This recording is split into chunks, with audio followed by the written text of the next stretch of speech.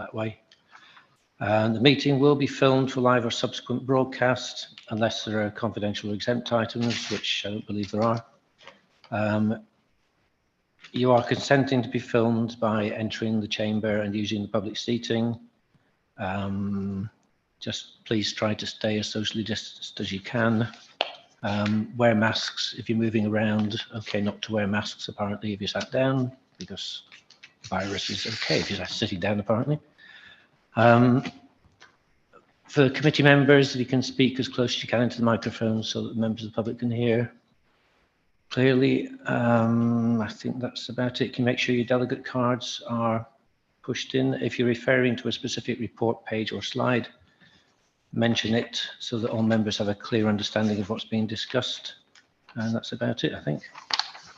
So on the agenda, we've got some apologies. Have I got a note somewhere of apologies? Well, any other apologies apart from the ones we're already aware of? No.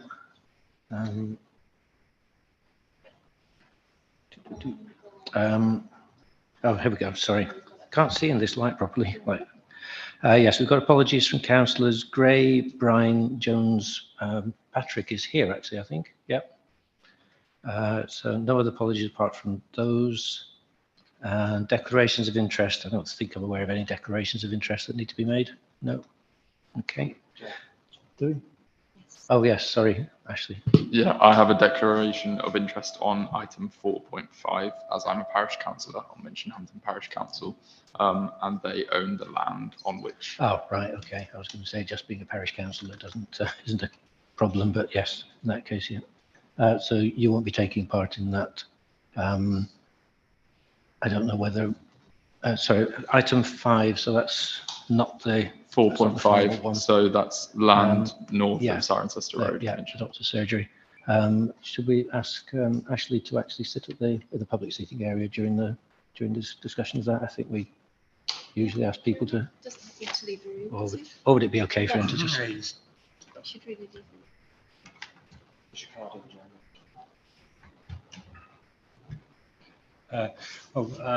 He's declared he doesn't need to leave the room and he doesn't take part. Stay in your seat. Yeah. No, that's fine. Actually, you can just stay in your seat. Just avoid trying to influence the committee in any way. Hand signals, glove puppets, whatever. Okay. Excuse me, Chair. Councillor Lorraine Patrick didn't hear what I said, so I'll repeat it for you. Sorry, I was struggling with this anyway. I was just saying that Councillor Smith has declared his interest. It's because he's a parish councillor and the parish council in the land upon which the application for the surgery is sought. Therefore, he's declared he won't take part or vote, but there's no need for him to leave the room or sit in the public gallery. Okay. Right. Minutes of the meeting of 15th of February 2022. Is it agreed that I can sign them as a true record of the meeting? Can I just have a quick show of hands? Yep. Okay. All right. Onto the planning schedule. The first application is Hambert's End, Edge Road, Painswick. It's construction of a garage on an existing base. Griff's going to introduce the report on this one. Okay, Griff. Thank you, Chair, and good evening, members. Just to pre-warn you, I'm not the case officer. We've had a little bout of COVID in the team, so I shall do my best to keep you informed this evening. This application seeks planning permission for the erection of a detached garage building at Hambert's End in Painswick. The proposed building would be single-storey and contain a garage to the front and a home office to the rear. Here's a plan identifying the site, shown in the red edge. And here's the block plan in more detail. The host property is at the rear of the site. The garage is actually going in this area, and I'll show you more of that as we go along. In terms of constraints, the site is within the settlement development limits of Painswick, but not within the Painswick conservation area. This part of the district also falls within the Cotswolds area of outstanding natural beauty. The boundaries are shown here. I hope the colours come out for you. This black line that goes around is the settlement development limit. The red line is the conservation boundary with the land to the south and to the east within the conservation area. The red blocks are listed buildings. This is the application site in here, the garage site here, and these are the nearest listed buildings. The principal policies for determining this application are HC8 and ES10. Policy HC8 allows for extension, alteration, and erection of ancillary buildings within existing residential properties. Policy ES10 manages the impact of development on heritage assets. A garage previously stood on this site. Photos of the garage have been provided by the applicant, although the site is now empty. The proposed building would be constructed on the existing concrete base. Here's the plans for the site existing. Here's the base. Your elevations just show the existing boundary walls. In terms of scale and appearance, officers conclude the building is acceptable. It is not particularly large for a building containing a garage and a home office. The uses are appropriate for a domestic setting, and the appearance respects the prevailing character of the area without adversely affecting the setting of the AONB. Here's a slide just to give you the elevations in a bit more detail. Oh, sorry, struggling with where my mouse is. This is the front elevation that faces on to the road. This elevation faces the path that leads down to the host dwelling. This elevation faces the buildings to the south, and there's the rear of the proposal. Concern was raised in the public comments about the impact on residential amenity. Following design revisions to remove a roof light, officers have concluded that the proposal would not result in a prejudicial impact on the living conditions of nearby occupiers. In terms of parking, the development will provide one space within the garage that is policy compliant, and one space to the front of the garage, which also meets the standards. In this regard, the development is also considered acceptable by officers. Both the host building to the rear of the site, this one shown in red, the site just being here, and the buildings to the south are listed. Due to the separation of the heritage assets from the proposal, the conservation officer has confirmed that there would be no harm to the assets as a result of this development. The recommendation is therefore to grant planning permission subject to the conditions listed in the report. Thank you, Chair. Thank you, Griff. Right, public speaking, we've got ward members. Councillor Bullingham. I'm not sure that I don't think Councillor Bullingham's actually coming. Do we have any ward councillors? I don't think we do, actually. Can't see any. In which case, we'll move on to Painswick Parish Council. Aren't sending anybody that I'm aware. Oh, yes, sorry, yes, we were discussing this earlier. Jerry, did you want to come in there? Thank you, Chair. Just before Painswick Parish Council speaks, we did get a communication via a member of the Parish Council attaching a third-party representation that they wished us to read out this evening. I just wanted to make the point procedurally that we wouldn't normally and don't read out third-party representations. We do read out on occasion representations from ward members who can't attend the committee, but we don't have a process for reading out third party. So I will not be reading this out to you this evening. What I can tell you is that the author of this representation has already made representations on the planning application. So they're not being in any way disadvantaged by my not reading this out. So thank you for your time. Thanks. So yes, if you could, sorry, I'm afraid I don't have a note of your name. Oh, right, yes, okay. Yeah, if you use the public microphone, and if you could just, as Jerry explained,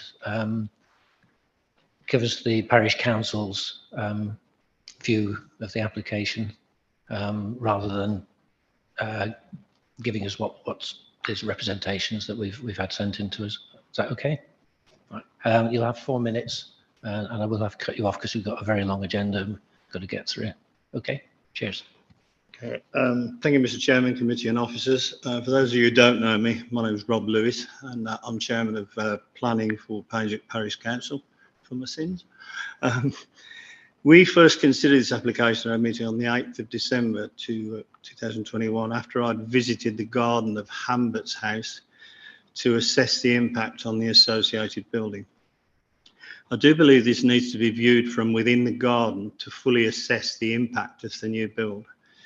Over the past years, there seems to have been an increasing use of Google Earth maps in which to make assessments. In this particular instance, the overall effects need to be viewed from within the garden and from the rear windows of the Grade 2 listed Hambert's house. We believe the size and build of the new garage, in particular its overall height and pitched roof, will have a detrimental effect on Hambert's house. And the pitched roof, the new pitched roof, will be clearly visible from the rear windows and garden of Hambert's house, as it will be much higher than the surrounding boundary wall. We believe that a planning precedent has already been set under a similar application some years ago for a garage block that was being built at the courthouse in Painswick. The planning reference for that is S.140799 household. The original application for a pitched roof was refused on the grounds that it was higher than the surrounding boundary wall between the courthouse and St Mary's Church, both listed buildings. We also believe that the extent and larger build of the new garage will have a detrimental effect on the street view setting of the surrounding smaller listed buildings. There are also further issues with land ownership and the demolition removal of the existing smaller garage, for which I understand that there was a pre-prepared statement. I take your point there that you're not allowed to accept that. The bulk of the objections have actually been raised on both this application, and there is another one which this committee isn't considering tonight, which is for the retrospective application for the demolition of the old garage. It's a shame that you weren't able to consider the main points here, because although they're not necessarily planning issues, there are a number of issues on ownership of land, whether they can build it, and also the boundary wall and surroundings. So as a council, we would request that DCC refuse this application for the reasons detailed. Thanks for the opportunity to speak, Mr. Chairman. Councillors. Thank you. Yeah, I did have a note of your name. I'm just shooting between, just going in between different bits of paper, and the lighting up here isn't great for seeing small writing. Right. So yes, I mean, as you correctly said, matters of land ownership, etc., aren't planning material planning considerations. So the committee won't be able to take those into account. But okay, moving on. We don't, I believe, have anybody speaking in opposition. But we do have the applicant wanting to speak in support.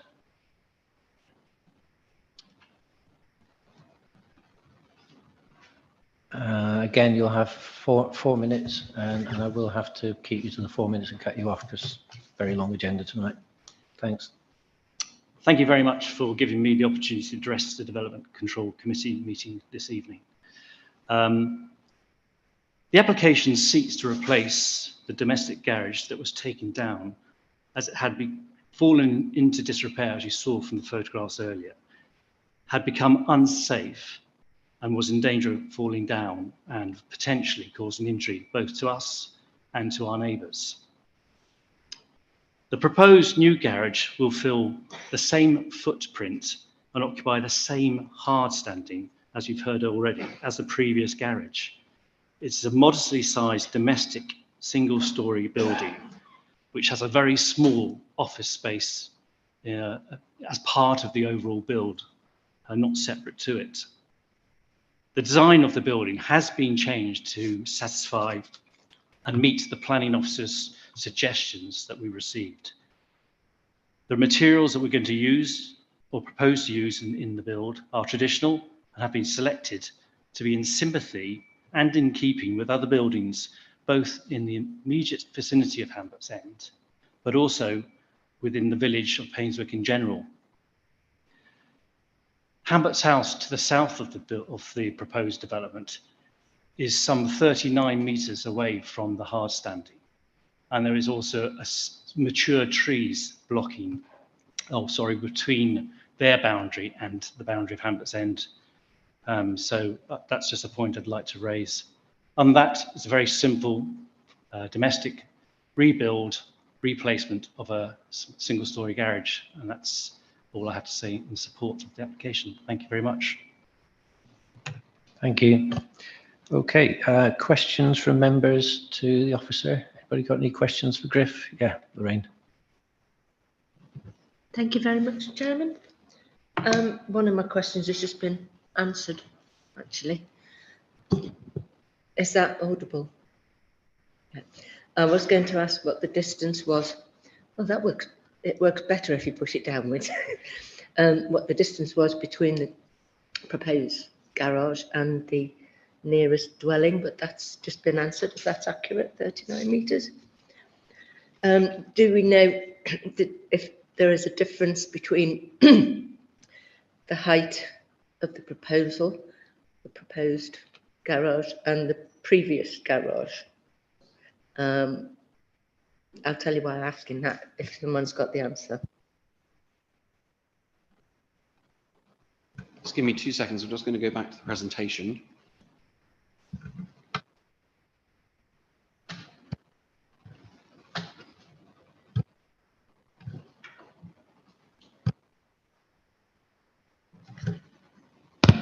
Oh, Chair, just in the meantime, Councillor Patrick, just for clarification, well, sorry, I'm stepped on Griff's toes now, but Hambert's house, which is the house 35 metres away, is not the nearest residential property to the garage. So Griff will show you that. Okay, Councillor Patrick, what we have here is the site as existing. Along this boundary and this boundary are shown, that's the back, as if you're looking onto the that is the back. Oh, if you're looking onto it, these are the side boundaries. Now, the pictures that we have of the previous garage show it to be a relatively small building. The new garage is going to sit on top of the wall. The wall here is what you can see in the image I showed you, and this is the new garage that's going on the edge there. Hopefully that answers your question. I don't have the precise measurements in front of me, but as the previous garage has been demolished, I wouldn't be able to provide that anyway. And oh yeah, I was just going to say, if you could jump in and explain that neighbouring house. I forgot to do the bit that Jerry asked me to do, which is very silly. So this here is the application site. This is the nearest residential property with the garage going in here, which is there, and the application, the building that we've been talking about, Hamlet's End, is down to the south, which we can see here. So that's the listed building that's being discussed about, and this here is the nearest property. Do we have a picture, Griff, showing the site with the neighbouring property at all, or a video or anything? We're not set up for the videos, are we? Oh, right. Okay. Oh, well, actually, no, you can. Yes, you can just see. We blacked out the registration, whited out the registration, so that the house on the right there is the nearest property. And I think there were some concerns on the. Yes. Thank you, Chair. So the application site, the host dwelling, is down this path. You can just see the host dwelling at the back there. This is the nearest residential neighbour. This is the existing hard standing, and you can see that there's a car there. And basically, this is the wall of the previous garage that stood on that site. And so the plan is to sort of rebuild on that footprint on the concrete foundations. And that will give you a little bit of context to that.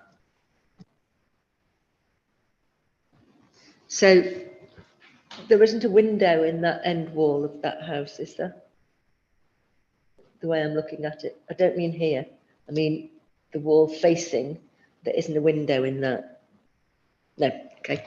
And the window that was going to be in the garage has been altered so that it doesn't look over that way. The reason I'm asking is because of the comments about loss of light, loss of privacy, etc. So I was just puzzled as to see where that was loss of light and sound was going to apply, because I couldn't see that from my plans. Thank you. Indeed, Councillor Patrick, the officer assessment is that that wouldn't be an impact. This plan here shows you the side elevation. We've got a door and a roof light, and there's the little garage element on the side. It's not an unusual relationship within a defined settlement. Okay, I was going to say actually, since we've got such a long agenda, when it comes to questions for members, I was going to try and keep people to 2 questions. Luckily, you kept to 2 without me having to say it, but for future questions, I'll try it. You can always come back with another question later on, but just try and keep the flow of questions going as quickly as possible. And also, just on that point of the long agenda, we are likely to run on later than normal. When it gets to about, if it looks like we're going to get to about 10 o'clock, I'm going to talk to the committee about whether we carry on or whether we adjourn, but hopefully we'll be finished before 10. It's not looking as long as we thought it might do. So any more questions for Griff on this? In which case, the recommendation is to permit. Does anybody would anyone like to move to permit? Yeah, Mark, Councillor Ryder, seconded by Councillor Patrick, in which case we can now go into debate. Anybody wish to debate? If there's no debate, I'll take it straight to a vote. So it's okay. The proposal is to permit, and the buttons up. Yeah. So it's button 1 for yes, 2 for no, and 3 to abstain.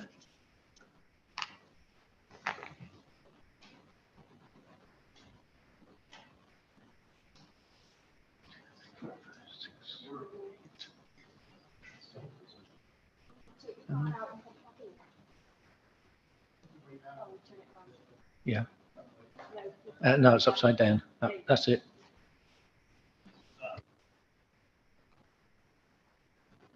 Okay, I think that's unanimous. Yeah. Okay, so that is permitted. And then we move on to item 2, which is 137A Summer Street, Stroud. Demolition of agricultural barn and erection of passive house dwelling. Case officer is Sarah Carruthers, who's going to swap seats with Griff and introduce her report.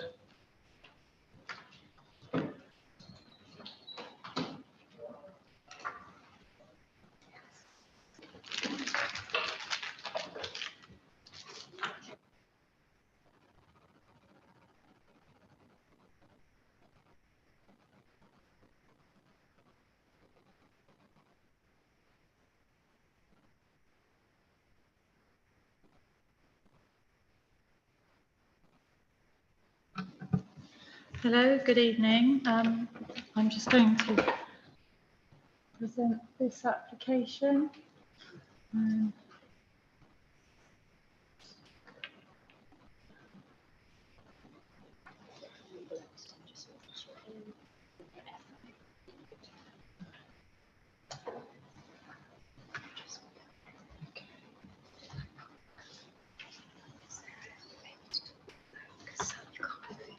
Okay.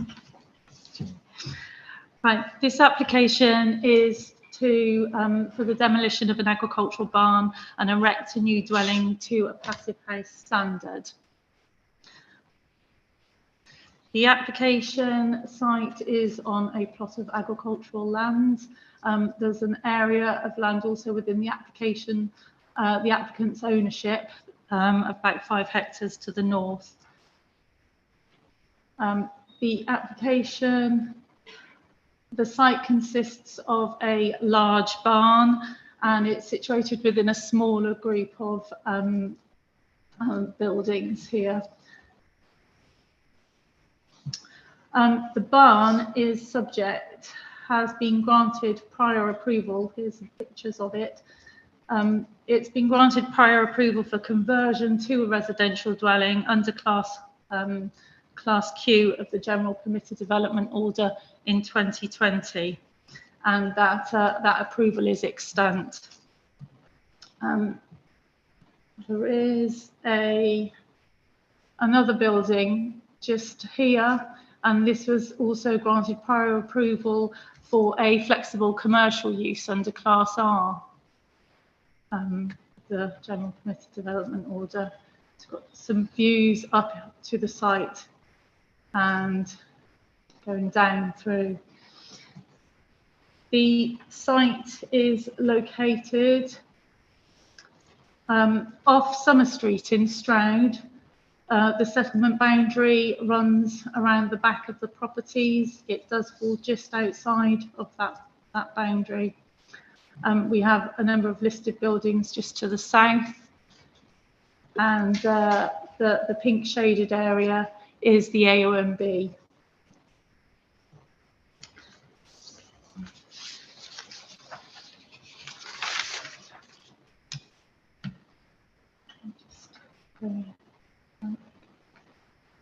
The proposed building is going to be located on a similar footprint to the existing barn. There is a reduction in size there's a reduction in size of approximately 65 square meters, but it is on the same footprint. Just run through the proposed plans, the elevations. We have existing and proposed. You can see there the south elevation and the west. The proposed materials are vertical timber cladding and a standing seam metal roof. It will be utilising the existing vehicular access off Summer Street, and there are no changes proposed to that access. Planning permission has been granted previously. As I said, under the Class Q, it was a similar design. Just going to run through. Actually, this was the approved scheme under Class Q,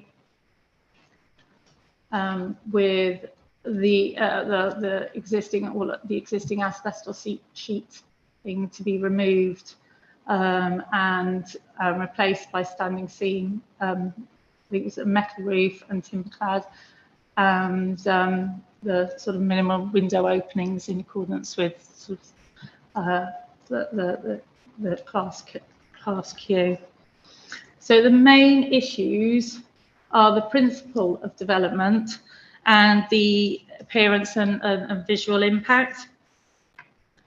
The site is located outside the settlement limits, and therefore is considered to be within the open countryside. The proposal does not meet any of the exceptions set out within CP 15, where development may be permitted within the countryside. It would also conflict with policy CP2 and 3, which refer to the settlement hierarchy and directing development within those within main settlements. However, just going to go back to the elevations. There is, we acknowledge that there is a fallback position of the Class Q lawful development, and this is a material consideration. We're in looking at the harm. The proposal is located on the very edge of the settlement. It's located adjacent to existing dwellings on the same location as the fallback position, and therefore we consider that would be limited harm in terms of its location. The scale and its appearance would be barn-like, similar to that of the existing building. There were some concerns, sorry, I'm just going to flip through, raised by officers regarding the original proposed domestic curtilage, which did include this area. That's now been omitted from the red line, and the domestic curtilage is now shown in that green dotted line. So it has been reduced. We feel it's more appropriate in size and doesn't encroach unacceptably in the countryside.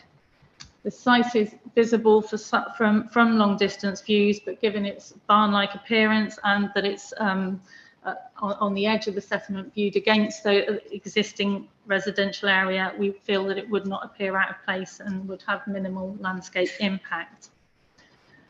No objections have been received following consultation. And that's with highways and the conservation team. There's been no concerns raised by them. There is parking within the site. So we feel that the effect of the development would be similar to that of the fallback position, and any harm due to its location or encroachment into the countryside would be limited. The dwelling is proposed to meet passive house standards. We've not given weight to this in making our decision, but if members feel that the development would not be acceptable without meeting this standard, then it would be possible that a condition could be worded to ensure this. The current consultation period ends on the 13th of April, and it's recommended that once this has ended and subject to no new material planning issues being raised, that planning permission is granted subject to the conditions listed. Thank you. Thanks. Right, public speaking. Ward member is actually me, but I'm not going to do public speaking. If I feel the need, I'll say something in debate if necessary. Town council, do we have a town councillor, Stroud Town Council? I don't think we do, no. And nobody speaking in opposition. So the only people speaking, I think, are the applicants. Yep. If you can use the public microphone. Yep, that won't be fine. And you'll have 4 minutes, and I will cut you off at 4 minutes because of the long agenda and because that's what we always do. Okay. Keep an eye on the clock on the screen.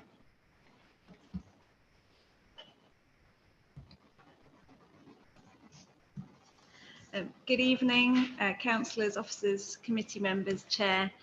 Thank you for your time. My name's Sarah and this is my husband Richard.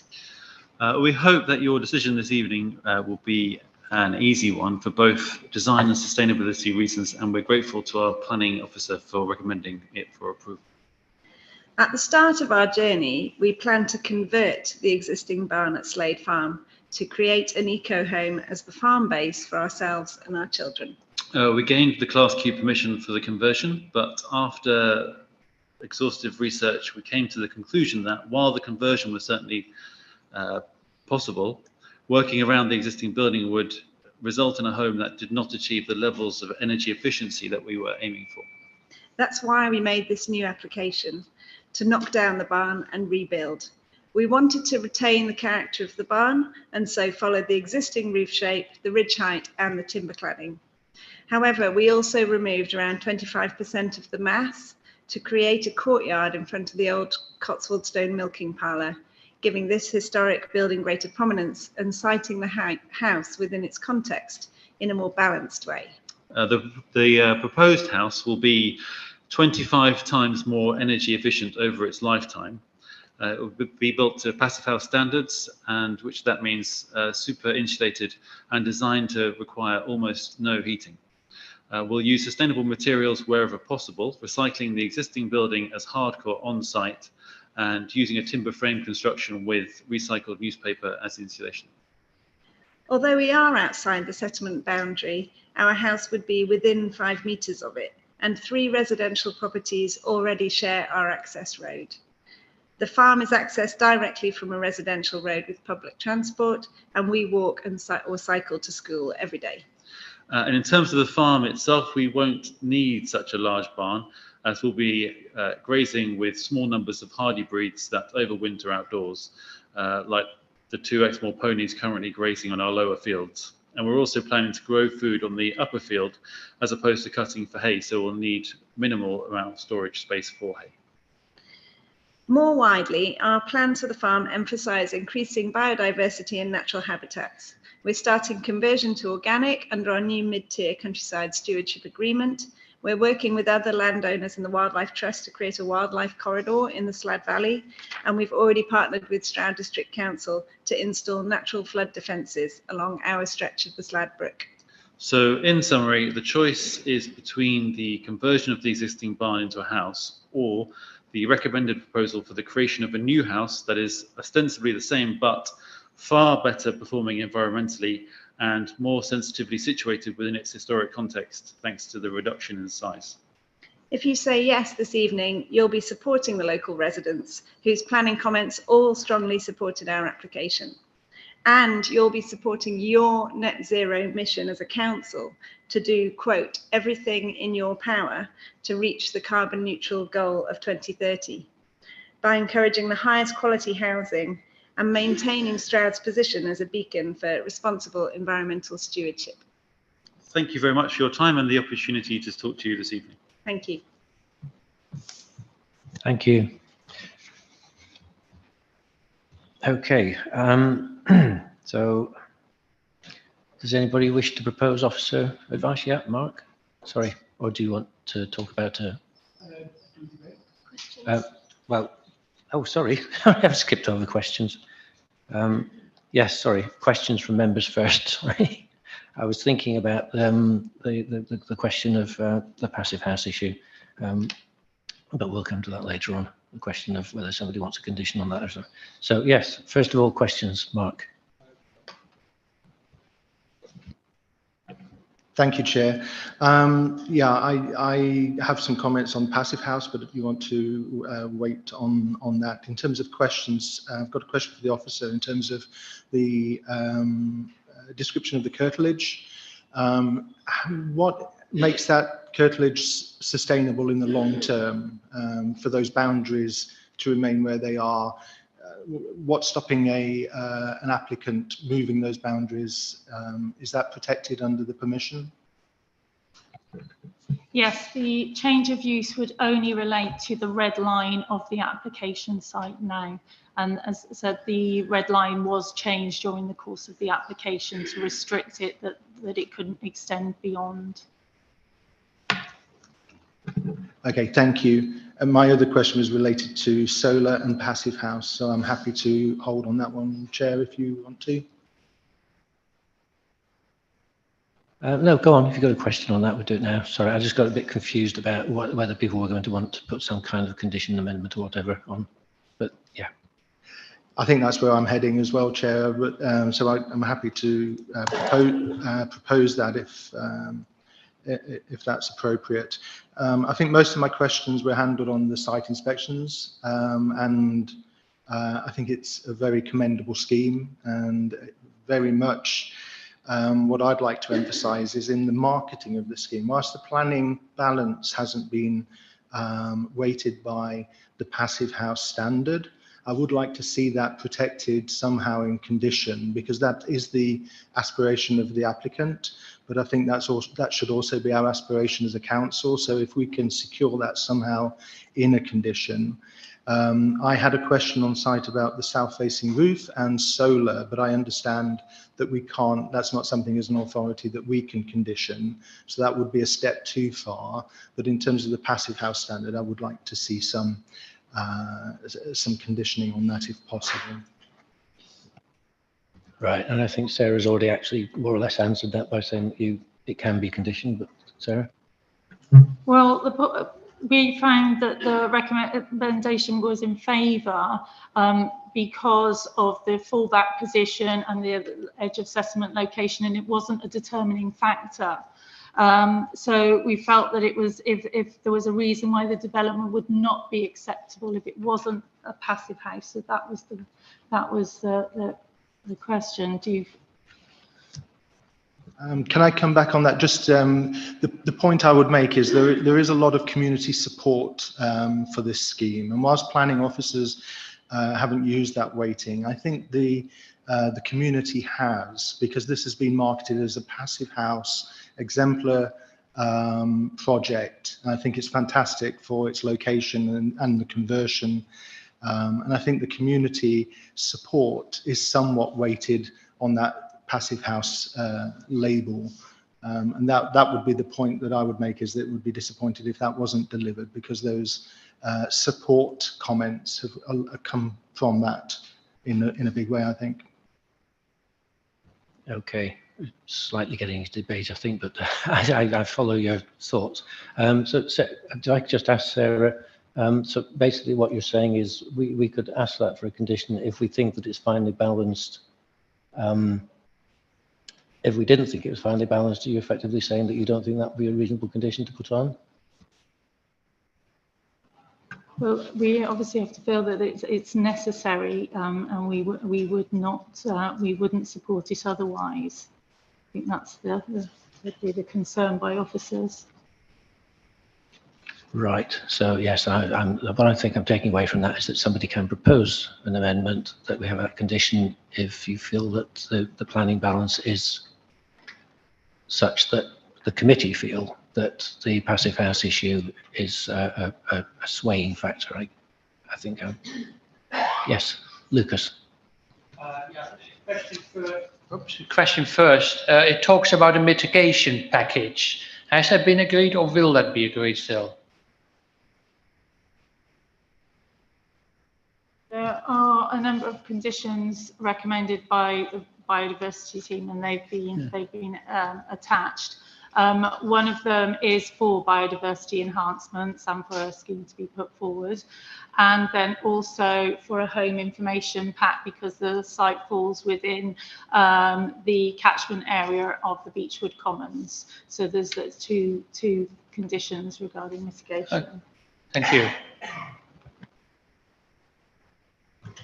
Thank you, Chair. In answer to Councillor Ryder's earlier question, just wanted to read out what the NPPF says regarding conditions, and there are tests for conditions. So its advice is that planning conditions should be kept to a minimum and only imposed where they are necessary, relevant to planning, relevant to the development to be permitted, enforceable, precise and reasonable in all other respects. So I think if members can keep those tests in mind when you come to debate.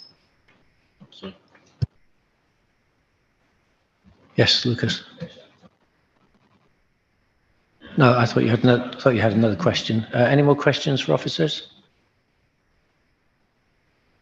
I think the position hopefully has been made clear on the condition. Maybe committee needs to bear in mind that conditions can of course be appealed, and whether you feel that you need a condition is something that we can probably discuss and debate. So if everybody's okay with questions, we can go into debate. Yeah. Mark, do you want to kick off? Thank you, Chair. Yeah, I think this is very much comes down to Stroud District and what makes us special. I think the risk of appeal is very low on this one, because I think the applicants are genuine in what they want to achieve here. I don't doubt that, but I think it does send a signal that as a committee and as a planning authority, we take the environment seriously. And I would like to take this opportunity to do that if at all possible. I don't doubt the applicant wants to achieve this. I'm just mindful of all of the community, that expectation, and there is an expectation on us as a planning authority and as a council to pursue as much as possible the net zero aims, energy generation, and sustainable building. So I think this is a fantastic scheme, but I would push on that point. And I'm interested in debate from the rest of my committee members here to see if they're supportive of that position, but I would still push on that. Yeah, I was anticipating this coming up, which is what my mind was dwelling on when I should have been going straight to questions. I jumped over straight to what the proposal was going to be, because I was anticipating the possibility of an amendment. Yes, Martin, and then Lucas. Yeah, have we got to proposing this yet? Actually, yes, we should really have a proposal. I would like to propose support for it, but then I have another comment to make following Councillor Wright. It's where exactly the proposal comes is something that we've discussed with officers, because sometimes it actually helps to hold off on the proposal while we actually have a bit of discussion. But apparently, we've been told that we do actually have to have a proposal at the beginning. Sometimes I may be a bit reluctant to do that, to allow a little bit of discussion first. You didn't want to come in, did you, Jeremy? No, that's fine. Okay, sorry, I caught you out the corner of my eye. I thought you were. No, that's fine, thanks. So yes, if anybody would like to propose an amendment, would somebody like to propose an amended proposal, Mark? You could propose an amended one now. Yes. Do you want to come up with a wording for that, or do you want? Well, I think we would need some collaboration on that with the officers on the reasoning, because it does need to be worded correctly.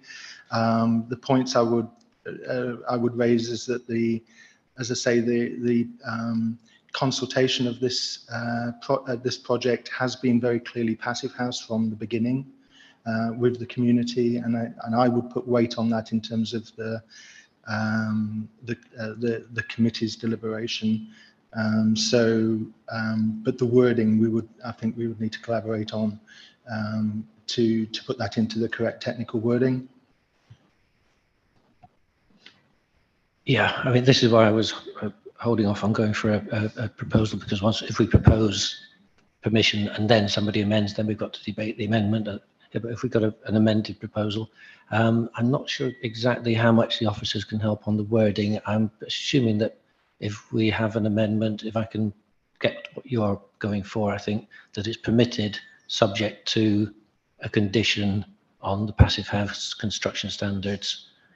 Whether officers can help any more than that, I think we're probably about to find out.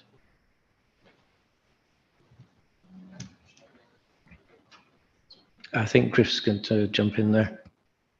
Sorry, thank you, Chair. Just I wanted to make a comment on what we're talking here about the Passive House standard, and just refer that back to your local plan policies. I think your most relevant local plan policy is probably CP14.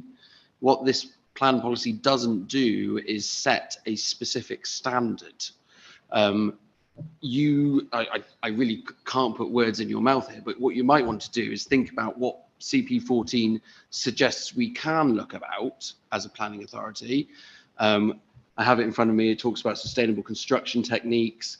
It talks about, levels of pollution, water supply, risk of flooding, design and appearance, reuse of previously developed land, impact on occupiers, contribution to regeneration of important biodiversity, sense of place, design layout, efficiency of land use, safe, convenient, attractive access, essential services. It's a really broad policy.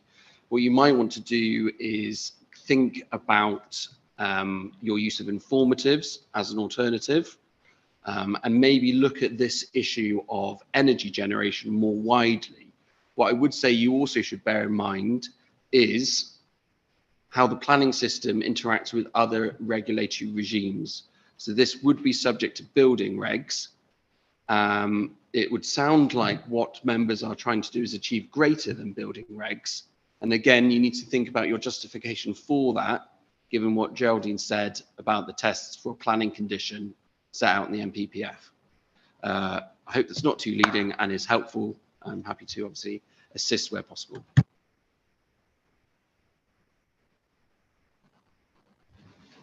I think that's, yes, Ashley, did you want to come in? I mean, it's not a proposal, it's simply debate. I completely understand, Mark, where you're coming from on this, but fundamentally, as the local planning authority, we need to be looking at what the planning application actually says rather than how it's sold, and also bearing in mind Jerry's point around how we might formulate any potential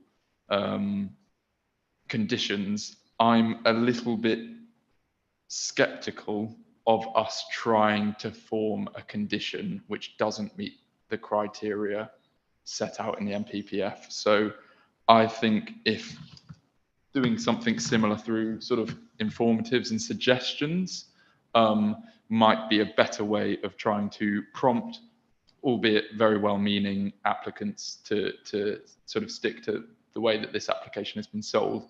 But I'm afraid I'm not sure I'd support conditions in the way you originally described, just for the fact that I don't think they would survive appeal, in my judgment. If I can just jump in, we seem to be into a mixture of debate and formulating a proposal. I was actually going to come in and say something not dissimilar to what Ashley's saying. That I think I completely agree with the principle of what Mark's suggesting. I just think that actually tying it down in an actual condition might be difficult, and I know officers would have a bit of difficulty with it. And since we actually seem to be in debate, I agree completely with the principle. I think that I think this is a case where we could probably accept that we will get what is being promised, and perhaps it's just going to be cleaner and simpler to just propose permission and believe that we will get the passive house that's being promised. I mean, I would love to be able to tie it down with a condition, but I do understand what the officers are saying and what Ashley's saying. So I'm not sure what to do now, because we are in debate, but we haven't got the proposal. But let's continue debating the possibility of an amendment. I think that's the best way to go. So Martin and then Lucas. Yeah, I very much agree with, thank you, Chair. I very much agree with Mark on the principle of it. I don't doubt at all the intent of the applicants here. So in that sense, I don't think a condition is necessary, but I'd like us to be able to put our mouth where our words are, as it were, put ourselves in print. So I'm wondering if, following Griff's suggestion, rather than a condition, we can simply put in our approval some reference to CP14 and the principles of it, something to the effect that we expect that the build will be done in accordance with CP14. I don't know if that gets us around an actual condition. Yeah, Jerry. Chair, yes. I mean, just as Griff suggested, that could be achieved with an informative, which sets out our, the committee's feelings about the property being constructed to passive house standards. So we can certainly put wording together for that. And that doesn't conflict with any of the tests within the MPPF. So I would like to propose, if I may, that approval of the application with an informative referring to CP14. Sorry, Lucas, did you want to come in before we Yes. I feel that it's been marketed as a passive house.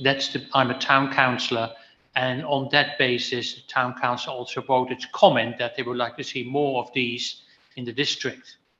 So I feel that also we have a duty, at least I feel that I have, to push the measures that we have to take to address the climate crisis.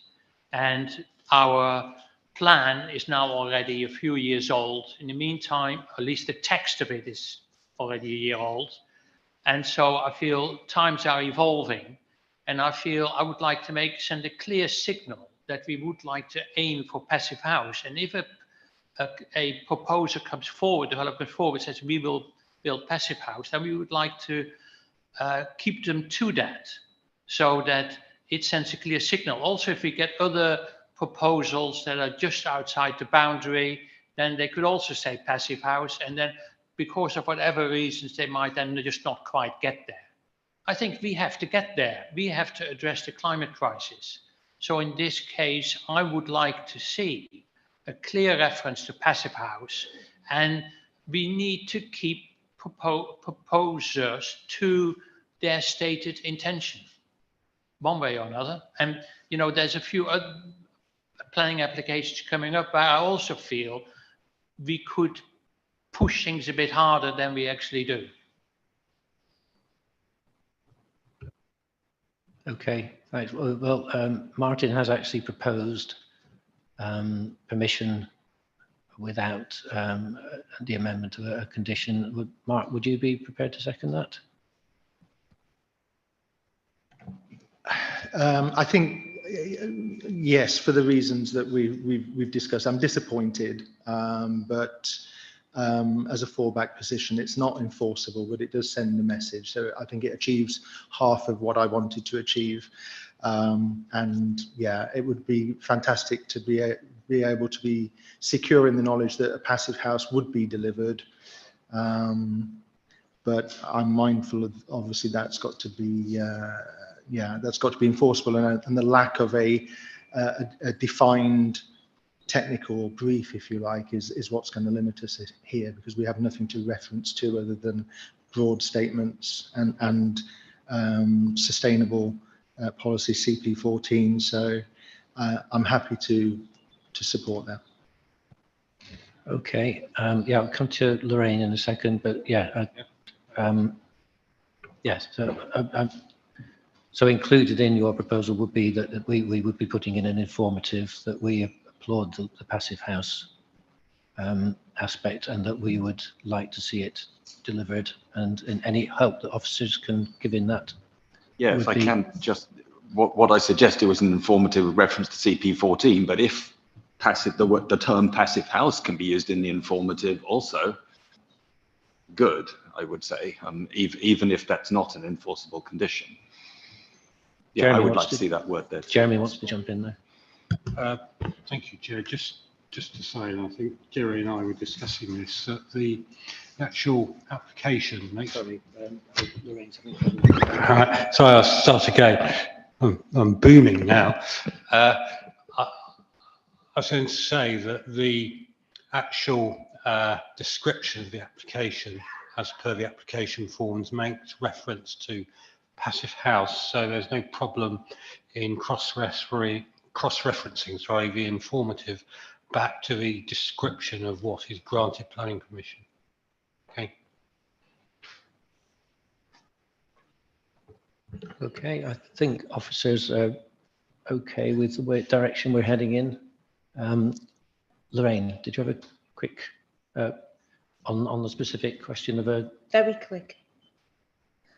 Considering the amount of houses that are being built in the district with nothing, and nowhere near a passive house outline, nowhere near as sustainable, I think we should be encouraging people who are even going to get halfway there.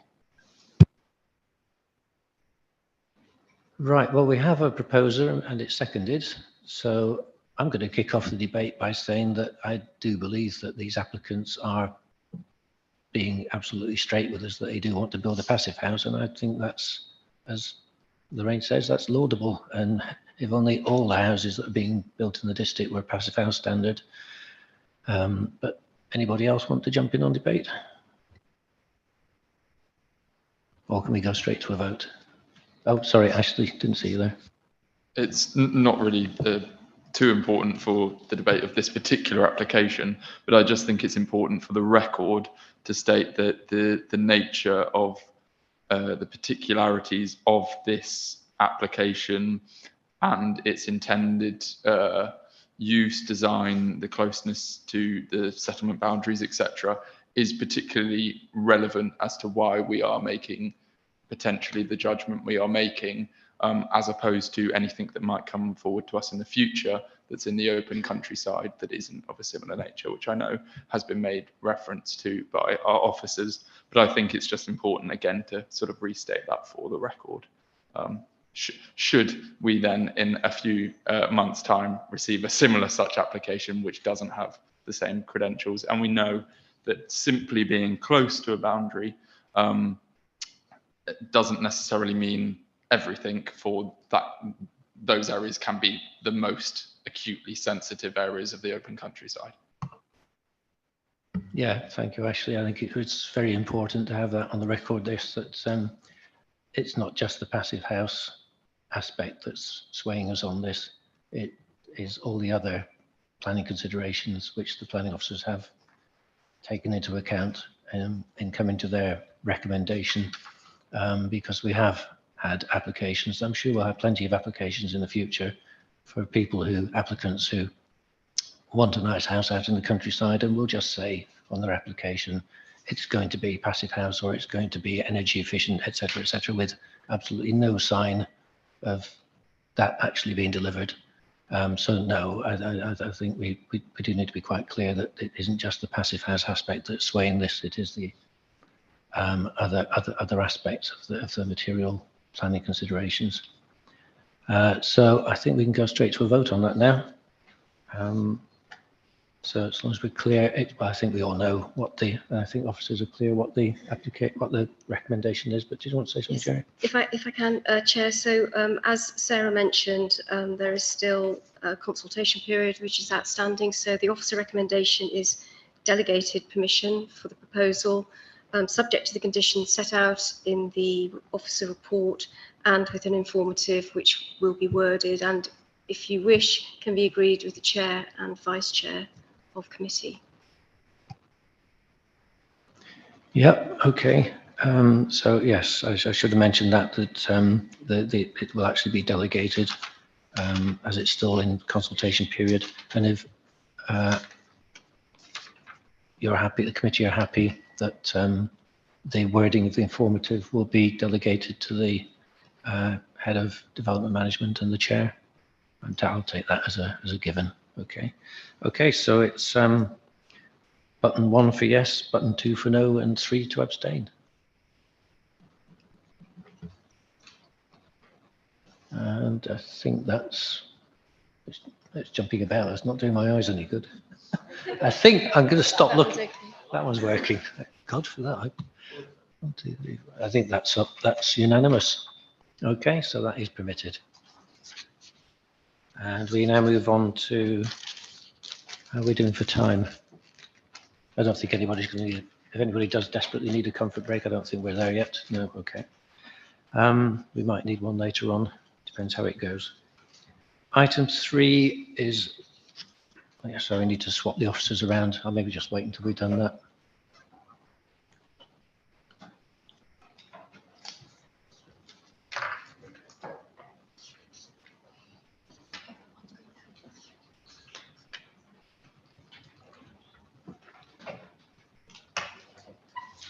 Okay, item 3 is Dubbridge Industrial Estate, Dubbridge Road, Stroud. There's two applications on the same site, both reserved matters, details of landscaping layout, etc., and details of appearance. I think one's on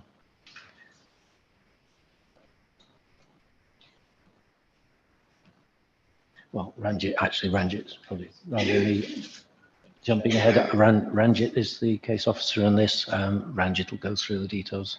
Okay. Thank you, Chair, and good evening, councillors and members of the public. The first this application relates to.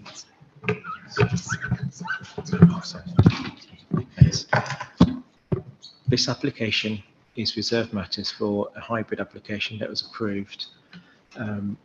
There are two applications. I'm going to talk through the first one, which is for the conversion, which is the new build element, and the second application, which is item 4, which is the conversion.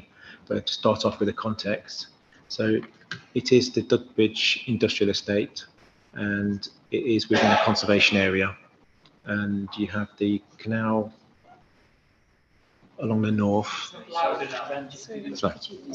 Sorry. Okay. So this is item 3, and it's in Dubbridge Industrial Estate for residential development, and this is the reserved matters application. The hybrid application was granted. So just going to talk about the context. There you have the site itself, and it is within the conservation area. To the north, you have the canal, and then you have Liddell, and then you have the River Frome to the south, and the site access is there where the mouth is now. Okay. So The proposal is for 30 units, which is a conversion of the existing buildings, and the applicant has been in extensive conversations with the authority and the officers and the conservation officer concerning the design, and from the original outline and the condition 21 related to the design codes through to this reserve matters application.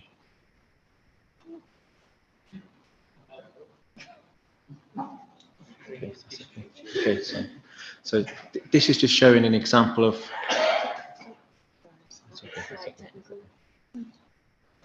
Sorry, thanks. So the elevations here are what is proposed now, and it is in line with the outline and the design codes that were approved. There have been an objection, original objection from the Highways Authority. Through extensive discussions between the applicant and the local planning authority, we believe that we've come to the conclusion of resolving those issues.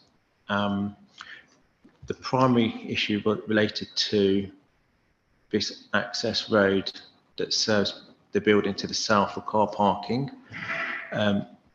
This access road has now been widened to 4.1 metres and also includes an additional more planting of trees. And this section here, which has now been surface changes to make it a lot more pedestrian friendly and cycle friendly by addressing the desire lines from north to south and coming into the building and building J at the south. There's also been improvements to the layout of the parking for building A, where the actual parking space has been demarcated and landscaping has been, soft landscaping has been used to define that area a lot more. It has been a fine balance between soft landscaping and the actual character and the conservation area, which is industrial and its heritage, to kind of maintain that whilst also providing for soft landscaping as well. Okay, thanks. That's the presentation. Okay, thank you, Ranjit. So we move on to public speaking. I don't think we've got a ward member to speak, and I don't think we have anybody actually for public speaking, unless I've got that wrong. If anybody, no, right, okay. In which case we can move straight on to questions. Anybody have questions for Ranjit? Yes, Mark. Thank you, Chair. On the site inspections, one of my questions was with regards to the vehicle tracking around the scheme, and there was some discussion in that questioning about the site layout. There was 2 curves on the site layout, and we talked about whether some parking can be removed off those curves. Only because I'm dealing with our refuse collection. I know they've been consulted on this, of course, but on other sites where they're unable to do refuse collection because of abandoned cars, basically, and parking, and whether that could be improved in the design. So that was one of my questions on the site inspection. I would like to come back to that with the officer. Thank you. Thanks, Councillor. So with the design, how it has changed, there have been the reduction of some car parking on the conversion element of it. Okay. The refuse, having looked at the actual tracking,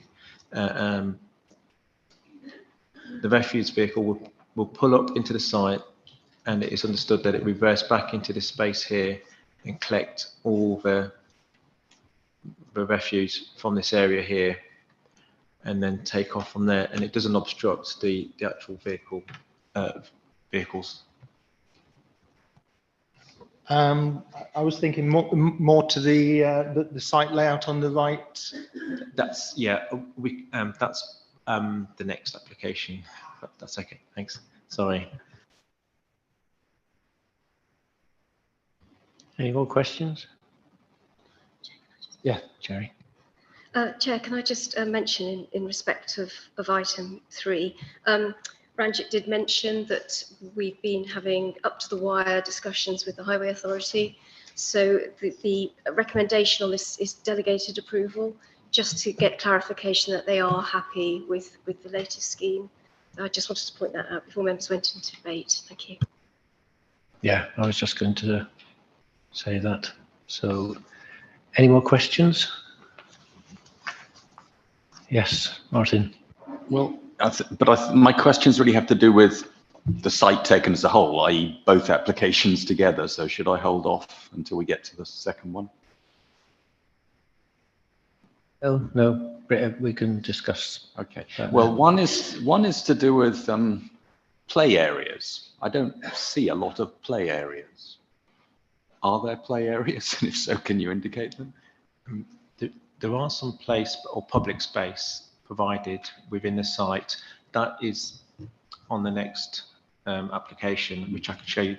This bit is purely conversion of the existing buildings, and so it's working with the space in the buildings it's got, whereas the play space is provided a little bit more into the site. Or when I say play space, I mean more public space.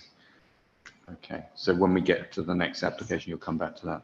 And my other question has to do with cycle access, which is also really for the whole site. So perhaps we'll come back to that one with the second application.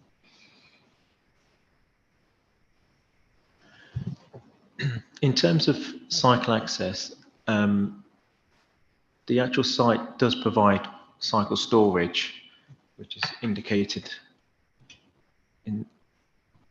on their cycle parking within the building, so it's safe and secure cycle storage which is provided there on site. In terms of connectivity, it is shared surface, and so pedestrians and cyclists would be using this route into the site. So although it doesn't have a segregated cycle and pedestrian route or cycle route per se, it still works within the whole scheme. As long as the traffic is calmed enough, and I know we had some discussion about the what do you call them, the tables put on. And that's a good question, Councillor. That's better addressed on the next application, because that's where it's probably been needed more in terms of how the traffic needs to calm down to meet the length of the access into the site.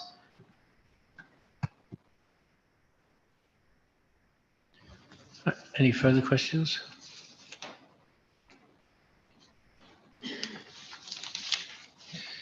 Anybody wish to propose officer recommendation? Mark, Councillor Ryder, seconded, Councillor Shoemaker. Okay. In which case, anybody want to debate? Or can we go straight to a vote? Okay. So you're voting to approve, but on the understanding that it will actually be the final approval will be delegated to officers because of the consultation, well, the issues that are still ongoing. Okay. So it's 1 for yes, 2 for no, and 3 for abstain. Okay. And that looks like unanimous, so that's approved. And then move on to 4.4, which again is Ranjit. Sorry, so yeah, it does. When you're doing 2 reserved matters applications like this, it is a little bit confusing about what bits you can talk about and what stage, but we'll get there. Okay, Ranjit, are you still setting up? Thanks, Councillor. It's going to call up the presentation. Okay. So basically, I'll ask whatever questions you like around the whole site, really, basically. Somehow we'll get there. Chair, can I just say that just before Ranjit calls up the presentation, this application will also be delegated approval for the same reasons, just waiting for formal confirmation from the Highway Authority. Thank you.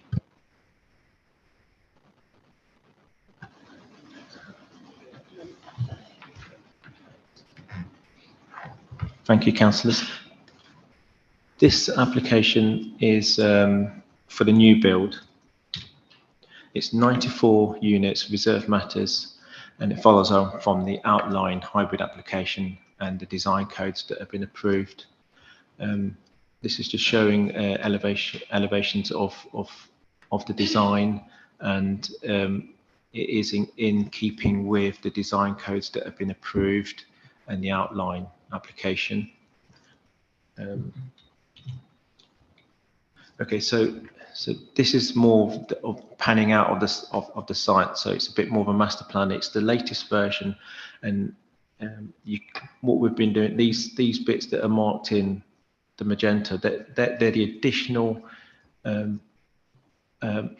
design alterations that have been made in light with the highways objection. So what's the main changes have been to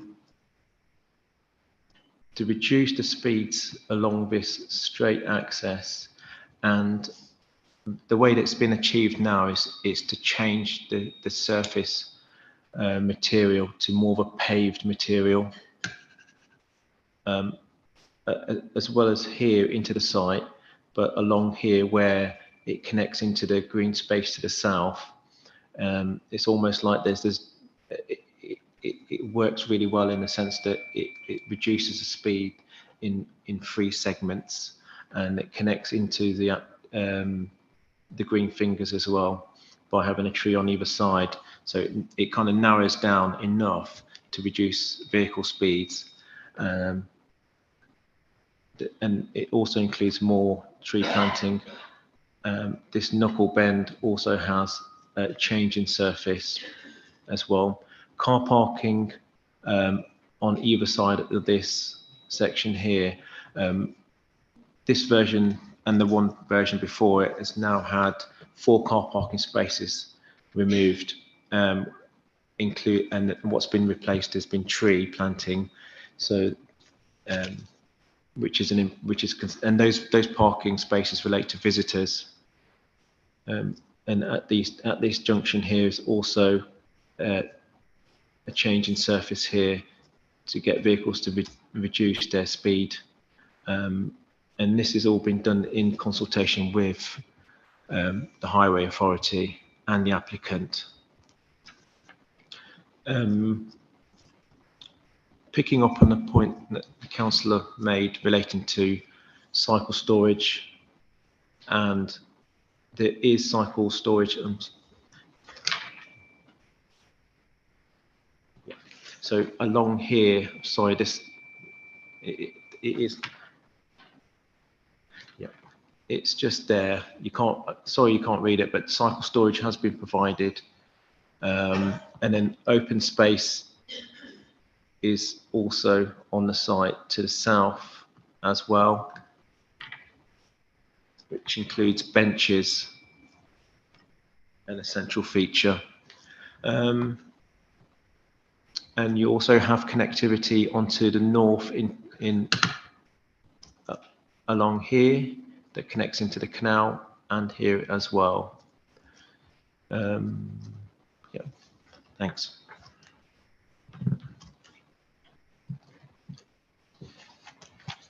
Okay, I don't think we've got any public speaking at all, in which case we can go straight to, unless there's anybody here I'm not aware of, from Town Council or Parish, no. In which case we can go straight to questions. I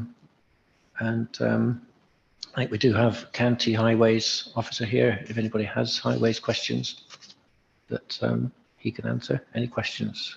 Yes, Martin.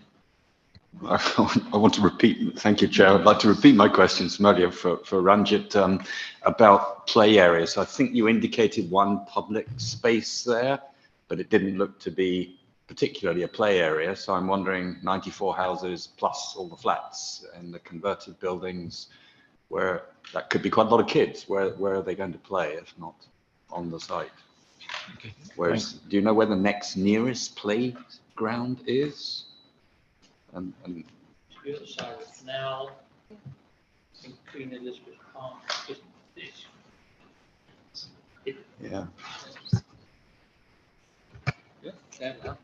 It's the other side of the canal, Queen Elizabeth Park, and there is a mention as to what I think the Civic Society proposed. It could be a better connection between this development and the other side of the canal. Yeah, a better footpath, along the road or whatever, so that connects up. Or you've got to go around to the field, as you walk along the canal, come to here. Mm. Yeah, and again, for kids, the passage underneath the road isn't all that clever.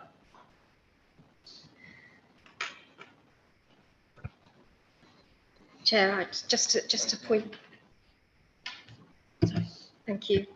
Just to point out that on page 55 of the papers, or if they're differently numbered for you, on the first page of this particular item, it shows sort of the site in the wider context, and you can see to the west Elizabeth Field. That's that quite large green area not far from this building, in fact, and obviously there is direct access to it along the towpath. Just to point that out. Thank you.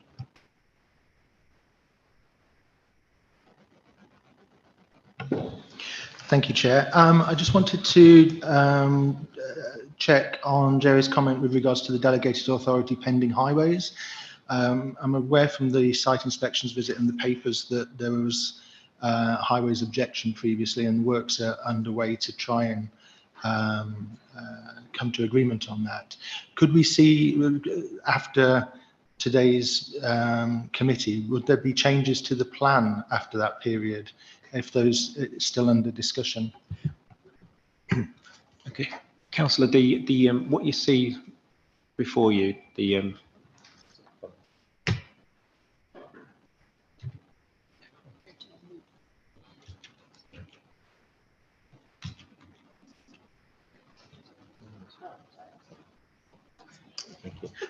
thanks.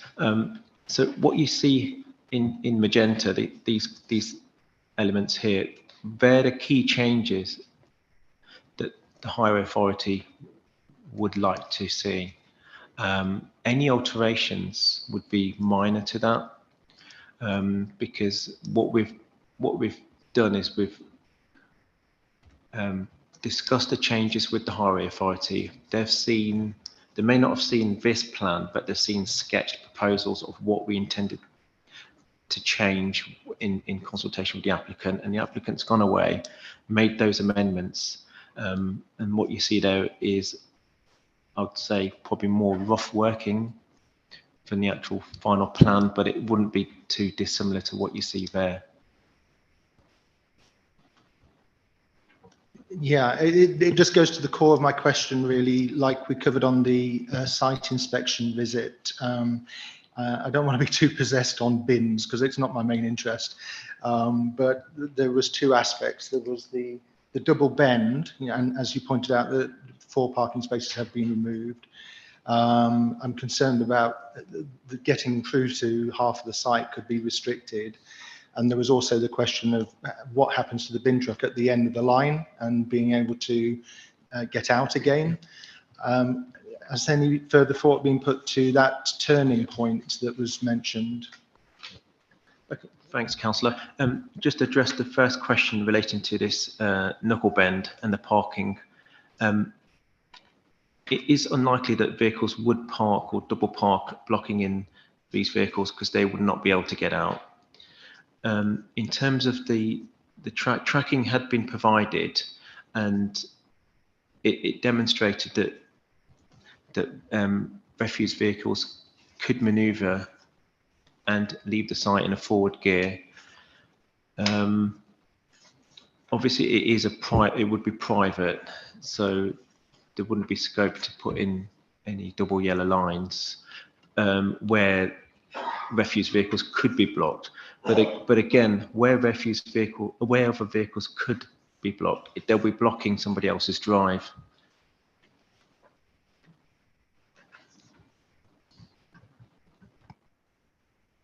I'm just going to check whether highways wanted to come in. Steve, did you want to add anything to Ranjit's answers?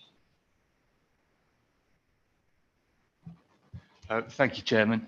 Perhaps with the refuse collection first, just to confirm that really we don't have any concerns about that. We haven't placed any weight on it being a private road or not. That's a post-planning consideration. But we would accept that given the low frequency of refuse vehicle collection, they'd be utilising the full carriageway width. So particularly around the knuckle bends, that wouldn't cause us a concern. There's obviously a fine balance in trying to manage design speeds versus the needs of the larger vehicle to get around the site. So that does work. We are satisfied with it ultimately. Those changes do seem to reflect the very positive conversations that we have been having with the applicant and your officers. Obviously, yes, we'd like to see the meat on the bone relative to those, and possibly that might be addressable via conditions or the revised drawing. And clearly, we're going to proactively engage with yourself and your officers over the next few days to finalise that request. Thank you, Chair. Thanks, Steve. Right, any more questions for officers? Yes, Mark and then Lucas. Thank you, Chair. I'm conscious of time. On the site inspections visit, we had a discussion about the boundary with the supermarket. The properties on the upper left are very close to the loading bay, and I think you said, Ranjit, that there was the site conditions in terms of noise, etc., had been considered as a whole. So we don't. That's already been considered. Could you just reiterate that, please? Thank you, Councillor. That is correct. The wall that runs along the boundary and the supermarket is an acoustic wall, sorry. That would provide sufficient mitigation in terms of noise from vehicles on the supermarket side. Yeah, 2 points. One is about EV points. I couldn't get on the site visit, I couldn't get enough clarity on does every vehicle, every home now get an EV point in this development? Is that so? Yes, Councillor. The applicant did discuss the potential for electric charge points with the distribution, the electrical distribution company, and it is possible to do it, but it's not at the 7.4 kV. It's around about 2.4. So we've been assured by the applicant that EV points will be provided, but it isn't a requirement. It is not part of a condition on the outline to do that. It is a promise by the applicant to do it, and he's provided information along those lines. Thank you. And then another point is in the application papers, I couldn't see the fenestration from that included a little fenestration to the canal. Yeah, so that whole facade, I couldn't see that anywhere. And so, because I'm still puzzled on how the back of Lidl passed our approval, in the sense that it's an awful piece of non-historical wall that's been put up. And how does that tie in with the rest of the development? I was just going to say that, yeah, whatever's happened before with the little application isn't really relevant to this planning application. I think Jerry wants to come in. Yeah. Yes, Chairman, just to point out that the original application, which has been referred to, which is the one submitted in 2017, was what's called a hybrid application. So part of it was a full application, which was the Lidl element, and the remainder was in outline, which is why we have 2 reserved matters applications before us. So all the details regarding Lidl were approved when that application was determined, which I think was 2018. I might be wrong, but it was that application that set those standards, not these. Glad I was not in part of this committee then.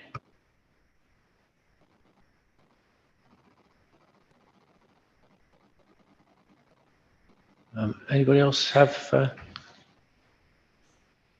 questions for officers? In which case, anybody wish to propose officer recommendation, which is to, yeah.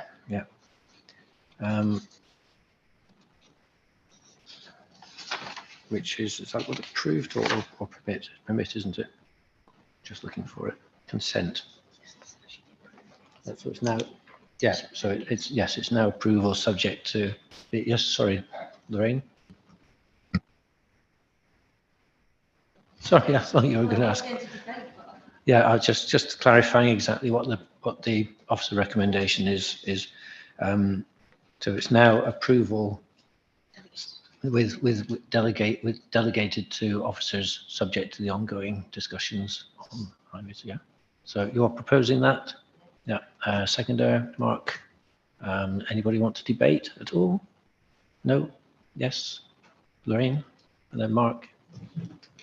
Not a debate, comment. I would just like to say that as we are so short of 1 and 2 bedroom properties in this area, I'm very pleased to see this and that it's not being built on a field.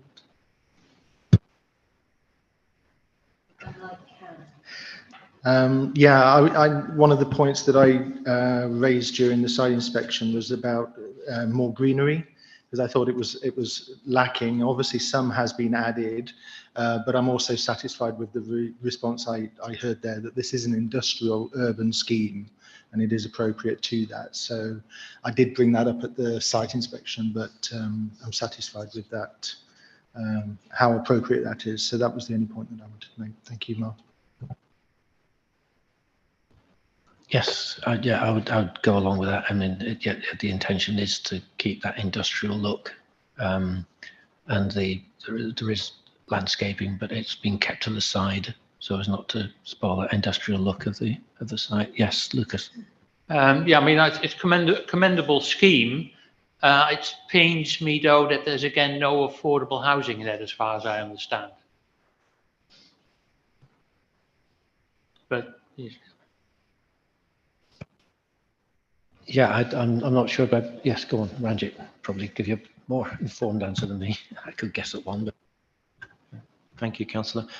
It is a good question. When the original outline consent was granted, the applicant provided information in relation to the decontamination of site and the works in terms of what needed to be undertaken, and that was assessed against the requirement for affordable housing and to make the scheme viable. Yeah, so basically a question of viability. Yes. Yeah, well, I'm going to support the application, but I think we have to be on the ball with this. It's all that there's always, every time there's an application put with housing, we always got a situation where we don't fulfill the criteria for 30% affordable housing. And once again, this is another issue where someone else is put in its place.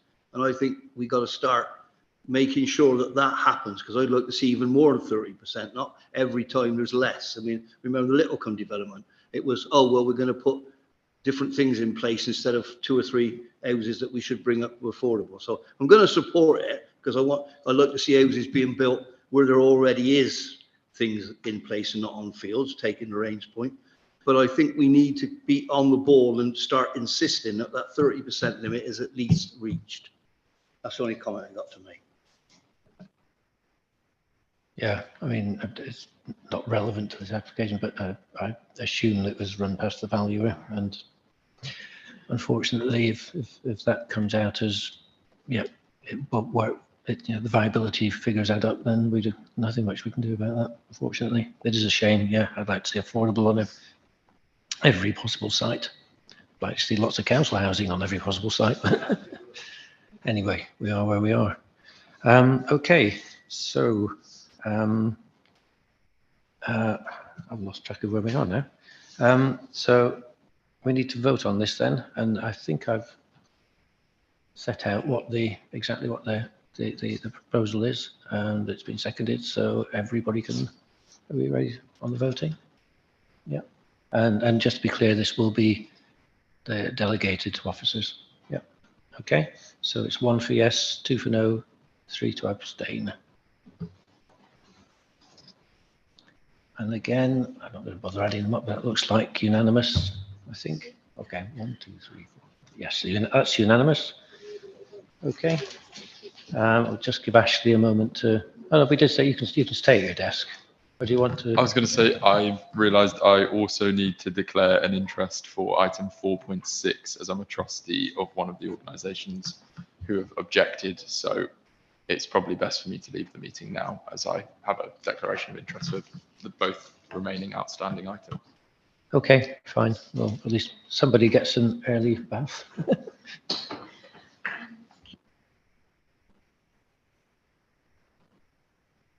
I was just going to say, we're going to take a short break, so if anybody wants to use the facilities, we'll just take a few minutes to rearrange seating and stuff.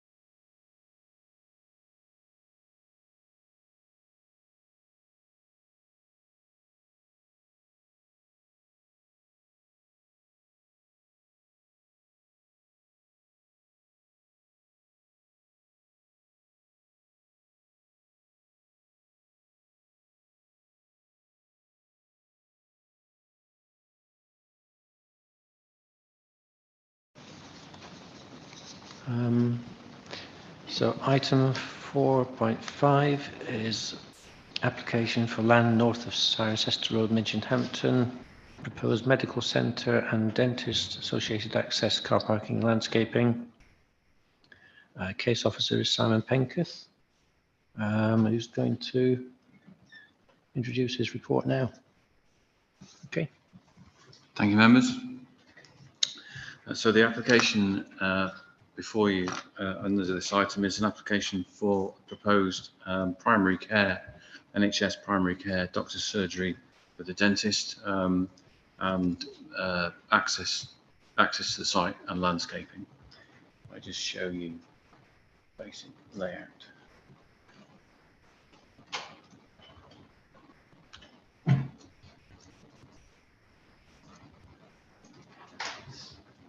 So the proposal is to construct a new building, T-shaped building on the site with access off Cirencester Road with the car parking to the rear, residual access to the remainder of the paddock.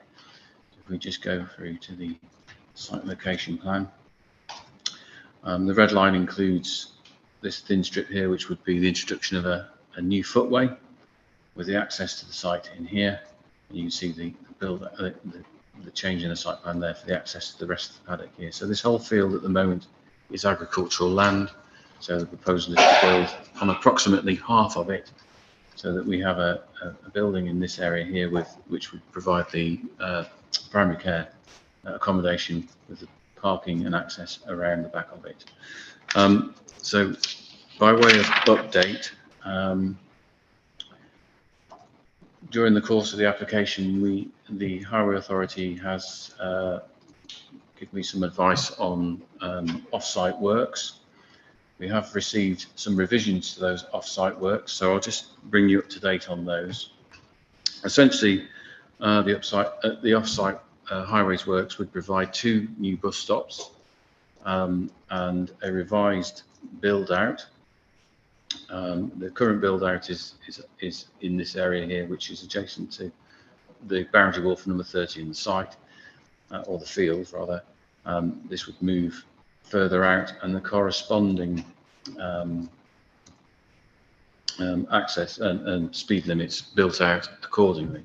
So we have 2 proposed bus stops. These in particular have been revised. This build-out has been moved out slightly further. And the reason for that is to allow more visibility so that vehicles approaching are not opposing each other in the same lane on the road. If I just could show you the original, you can see that these 2 bus stops rather, have essentially swapped over.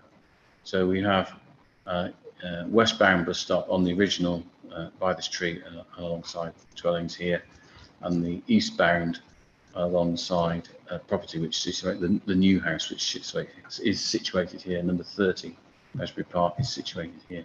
The changes are essentially that these swap around. So now we have eastbound bus stop straddling the boundary of the field with number 30 at Ashbury Park, and the westbound bus stop is pretty much exactly opposite where it was on the original proposal, and opposite the new house here, and there's dwellings in here. So we have also introduced, as part of the safety audit which produced these changes, a raised speed table which also provides a crossing point, an informal crossing point, but it is a bit better than the previous. The previous one didn't have a crossing point at all, so there was a little bit of there's an improvement here. So you'll be able to use the existing footway, which is quite narrow, cross over and then carry on to the surgery. So concerns have been raised, in particular from the occupier of this house here, that this bus stop would allow views into the property.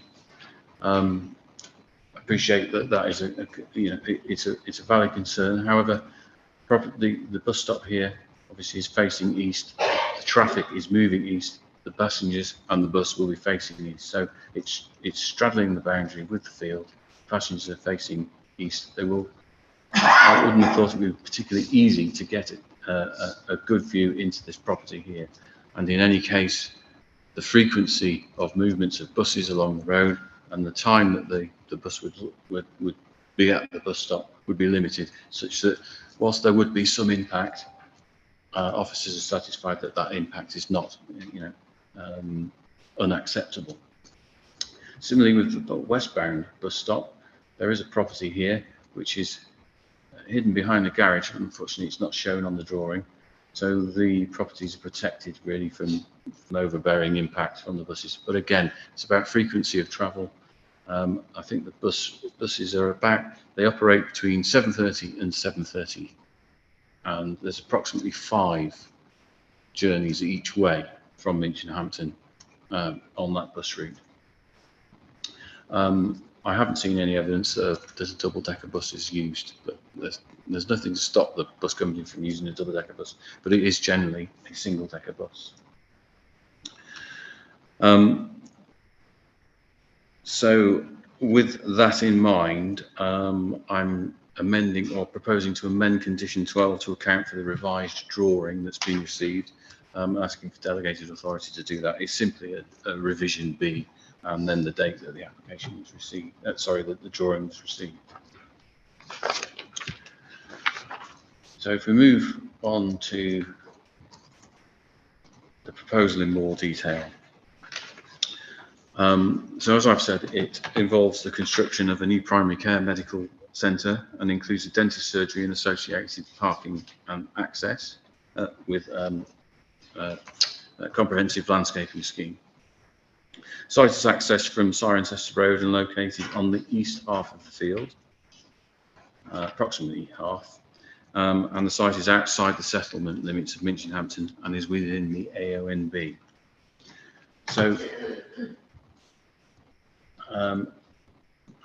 during my presentation, if you want to see a particular drawing, just let me know and I'll try and find it for you.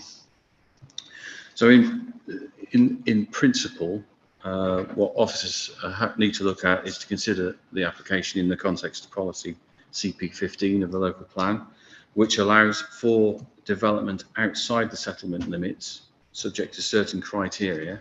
And those criteria include the provision of essential community facilities that cannot otherwise be located in settlement or as part of a reuse or replacement of an existing building. So evidence, and there's a lot of detail about this in the officer report, so I won't go into it now to be conscious of the time. Evidence submitted by the applicant has demonstrated that there is no reasonable prospect of providing facilities within the settlement boundary or by reusing or replacing an existing building. And a part of that assessment, if you like, includes, is there a reasonable prospect of the site being actually delivered? So even though a site might be available, for example, it might be a few years down the line. So this site has ticked all the boxes, including specifically requirement for a specific area of land to allow the development to be built, and also it's deliverable and ready for, it's available now. So with that established, officers are satisfied that in principle the proposed development is acceptable because it meets the criteria set out in CP15. But in landscape, but then you move on to the detailed assessment, and of course this application, the site is located in the AONB, and the National Planning Policy Framework sets out that great weight is attached to its preservation. So the character of the AONB needs to be, it's a high test, it's a valued asset. It also sets out that major development should be refused in except in exceptional circumstances where development is in the public interest. Now, in the context of the AONB, the National Planning Policy Framework sets out what that is. It's not the same as the definition of major development in the Town and Country Planning Act, i.e. more than 10 dwellings, etc.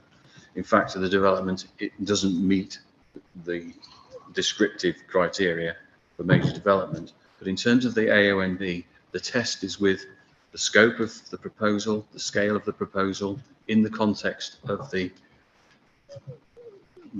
I suppose the value that that particular site gives within the AONB as a whole. So we're looking at an AONB, which is a massive area of land. We need to hone in on that particular parcel of land and look at what value that brings to the AONB in particular. So the applicant has provided a landscape and visual impact assessment, and I've taken a few drawings off of that, out of that assessment. So this is actually at the site, and you can see that the characteristics of this site is such that really you experience it in close proximity, because the lie of the land is very flat, and the further out you go, the less prominent in the landscape the site becomes. So this is another view further down Cirencester Road. This line here gives you an idea of the extent of the area that would be filled with development. Now the building itself is about 10 metres high, 10.5 metres high. It's a low slung with a lot of roof, so it gives the impression of being bunkered down in the landscape, quite a deliberate design aspect. So you would read it against the existing properties at the edge of the settlement. And then again, moving out to another spot, so I can just, so the area is to the south of Cirencester Road, and there's the site. So looking towards the site, you can see roughly where the building would be. You can see the bank of beech trees, which are TPO'd. They're outside the site, but against the site boundary. So that gives you an idea. The building itself is a little higher than the houses, which would be around about 8 to 9 metres high. So it's around about the same sort of height. And again, moving further out, the lie of the land means that the site becomes less visible in the landscape. And again, even further out. And this is from the other side. So this is from the north of the site. There's the site. Looking back at the site, you can see that it would be hidden by existing buildings. Now, the reason why these particular viewpoints are taken is because they are from points where the public can view the site. So they're either on a road or on a public right of way. So officers have taken from that assessment that actually the site itself, in the context of the AONB, is fairly limited in what it gives back to the AONB. So we decided that the impact of the development, given the scope of the proposal and its context, etc., is such that it is not major development in the context of the AONB. So from that point, officers or the LPA doesn't have to apply a certain set of tests, which is a balancing test, which says that if it is major development and there is no public benefit, we should really be refusing it. That is essentially it. But we haven't done that test because we don't need to. We've ruled it out by testing the impact on the landscape. But nonetheless, I think that given, and we'll go into this, given the benefit of the scheme to the public benefit, to the parish of Hampton and the catchment that surgery will serve, there is going to be a public benefit anyway. So there is an impact in landscape terms. It is negative, even though we're not saying it's a major significant impact. So you balance those weights against the benefits of the scheme. So moving on specifically to the detailed design of the scheme.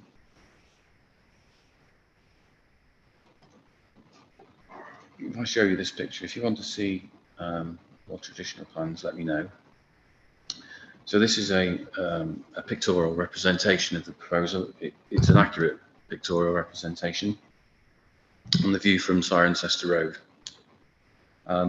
And what's key here is that the building is at the front of the site.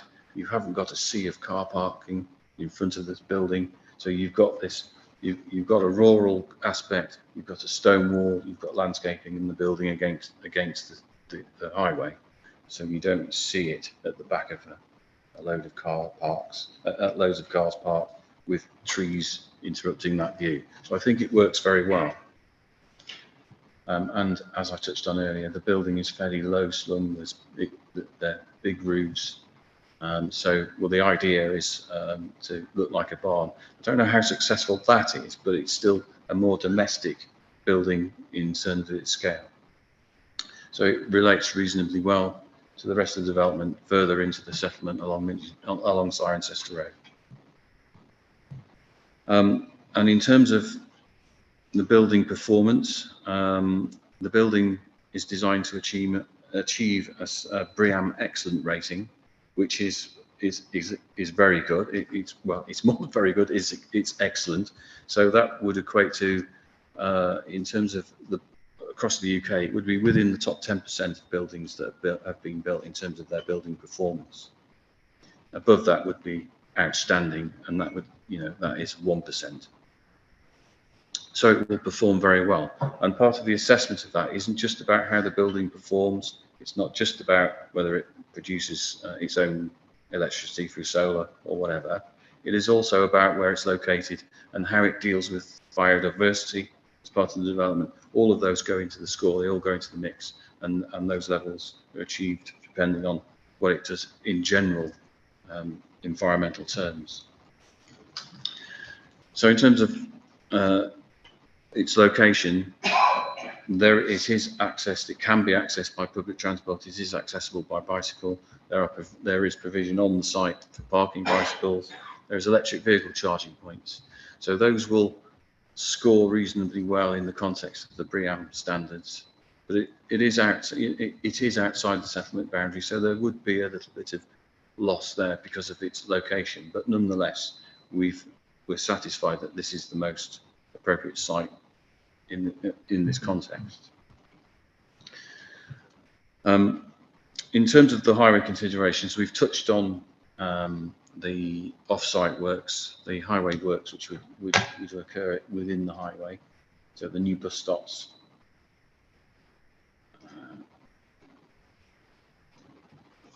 So those were requested by the Highway Authority in order to address the sustainability issues around the site. So the bus stops will provide a more meaningful location for bus stops to encourage the use of public transport, or to provide the opportunity for those who don't have a private vehicle, etc.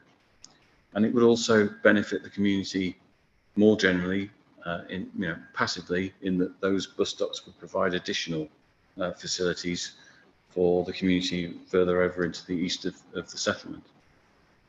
So there's a benefit there as well.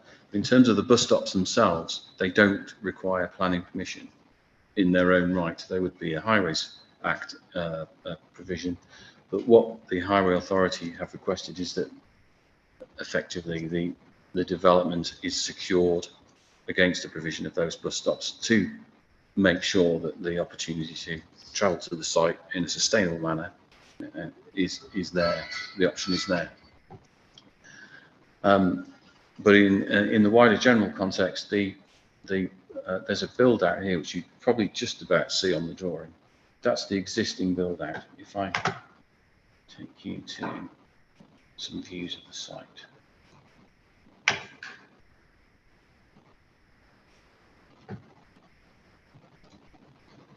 So this is the existing build out, which is basically a traffic gate which slows traffic down, and it makes it impossible. It means that vehicles have to give way. I think the give way is this side of the photograph. This is where the bus stop, one of the bus stops will go, the eastbound bus stop. So this build out will move out, and it will be, if I just show the drawing again. Sorry to keep moving around like this.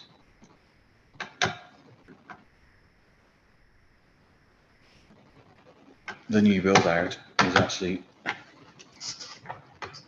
just beyond the eastern boundary of the site itself. So it's roughly where, if you know the site, where the speed limit signs are now. It's a bit further out. So all of this will move out, and then the corresponding speed limit is dealt with through traffic regulation order and moved out also. and that will allow enough visibility, and Highway Authority is satisfied that there's enough visibility between the actual new access and this build out, so to ensure that vehicles are not in the same lane when they're travelling east and west. So subject to that, the application is acceptable in highways terms. There is sufficient parking. There's, as I've said, electric vehicle charging points and disabled bays, cycle parking, all consistent with general planning policy. So in terms of the wider considerations then, if I just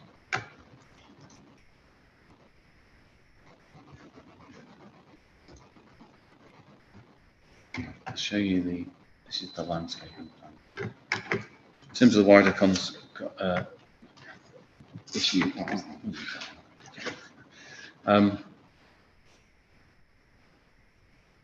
the development will provide sustainable drainage schemes, such these are swales, so they'll store water and it will be allowed to drain into the land at a natural rate.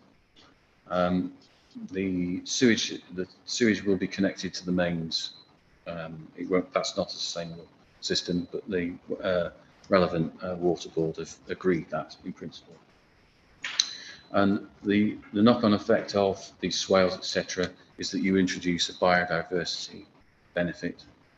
The scheme will also include native planting, grass mixes, meadow mix, a high rate of flower planting, bull planting, native species of trees, including hornbeam, lime trees, a hawthorn hedge along this eastern boundary, hedging and trees along the western boundary. So as part of that BREEAM rating, you're getting good response to the biodiversity. So there is a net gain on the site. The site at the moment has limited ecological value. It's an open field, and it's not unusual in that context. So there's no protected environment on that field. There's potential for bats to be foraging in the area. So we have a low-level lighting scheme proposed with the scheme which the biodiversity officer is satisfied with. I attached a condition to secure that. And as I've mentioned earlier, these trees along here are TPO'd, and there's a condition on the recommendation to approve which requires further detail in terms of how these spaces are delivered on the site. And what we generally talk about is GeoWeb. I'm sure you've probably heard of it before. It's basically a matting which strengthens the ground above the roots without disturbing the roots. So, and the methods of construction will all be hand dig, etc. So we've got a condition that will ensure that that detail is submitted for consideration by the tree officer. There is virtually no agricultural impact because the field is, it's not a huge amount of land and is in limited agricultural use. It's low grade agricultural land. In terms of residential amenity, clearly there will be an impact, especially with the properties along in Besbury Park, which face east. The views will change. That is it is a negative impact. We acknowledge that, but the level of negative impact is such that we're not seeing it outweigh the benefits of the scheme in general. Obviously, vehicles will be manoeuvring around the site and potentially into the evening in the winter, where there will be light from vehicle headlights. The planting along here is considered to be suitable to protect and break up light spill across the field. But even in the event that light does spill across the fields, it is quite a long distance. It's something like 45 meters. So there will be intermittent lighting issues, but not to the point where it would degrade as a residential amenity from a planning perspective. So to conclude then, officers consider that the development is acceptable in principle. There will be some negative impact on the AONB and the landscape, but that harm is outweighed by the public benefit, and as a result of moderating and mitigating design and landscaping solutions. And that clearly is a matter of judgment, and that's something that you will undoubtedly debate now. Minchin Hampton is a second-tier settlement, so it is part and parcel of the working rural economy and part and parcel of the socio-economic human aspect, quality and characteristics of the Airbnb. So the proposal will contribute to that. It would complement that. Officers don't believe it would take away from the function that Minchin Hampton has within the Airbnb and the countryside in general. So the recommendation is to resolve to approve, subject to the conditions set out in the report and the amendment I mentioned to you just now, and the applicant signing a section 106 unilateral undertaking to secure the appropriate funding for the transport plan monitoring, which would be part of the development. And officers are asking for delegated authority to secure that. Thank you very much. Thank you, Simon.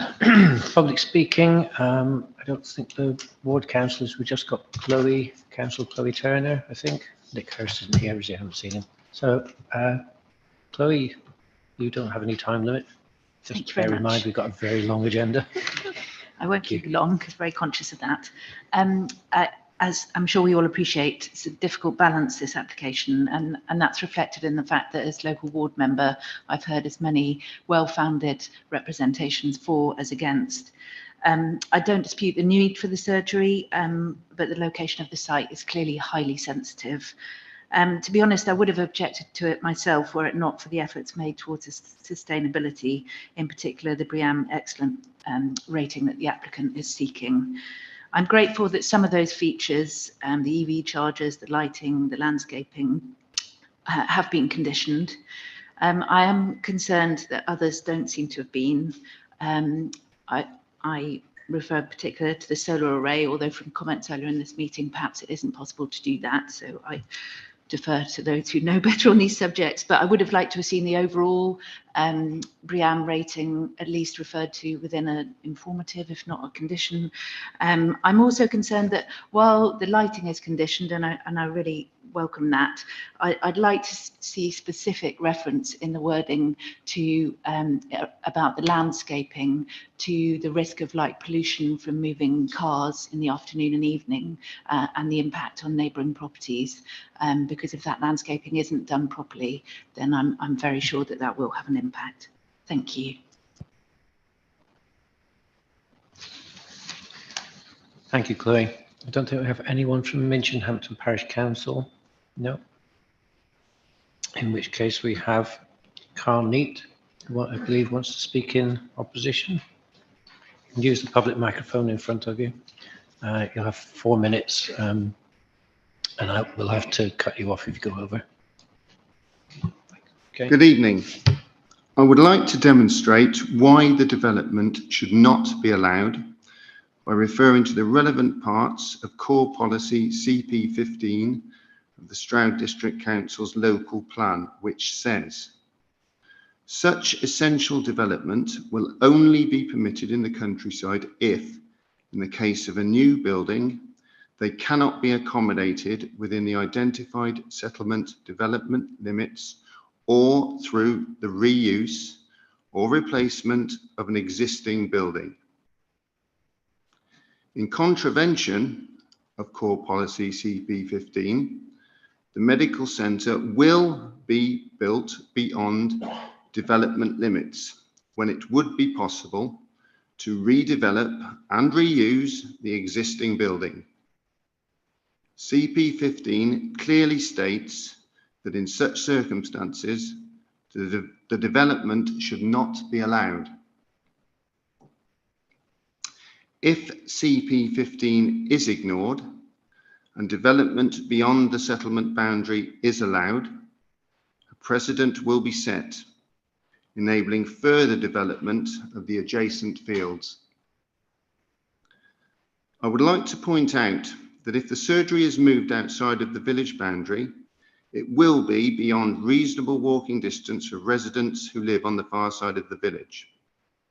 They will inevitably have to drive to the new location rather than walk. The proposed location is actually 0.2 miles farther away than land previously dismissed at Longfield Hospice for being too far to walk to. 5 other sites were also dismissed because their development would not be achievable in the time frame required for NHS funding. What is this time frame, and will it now be extended?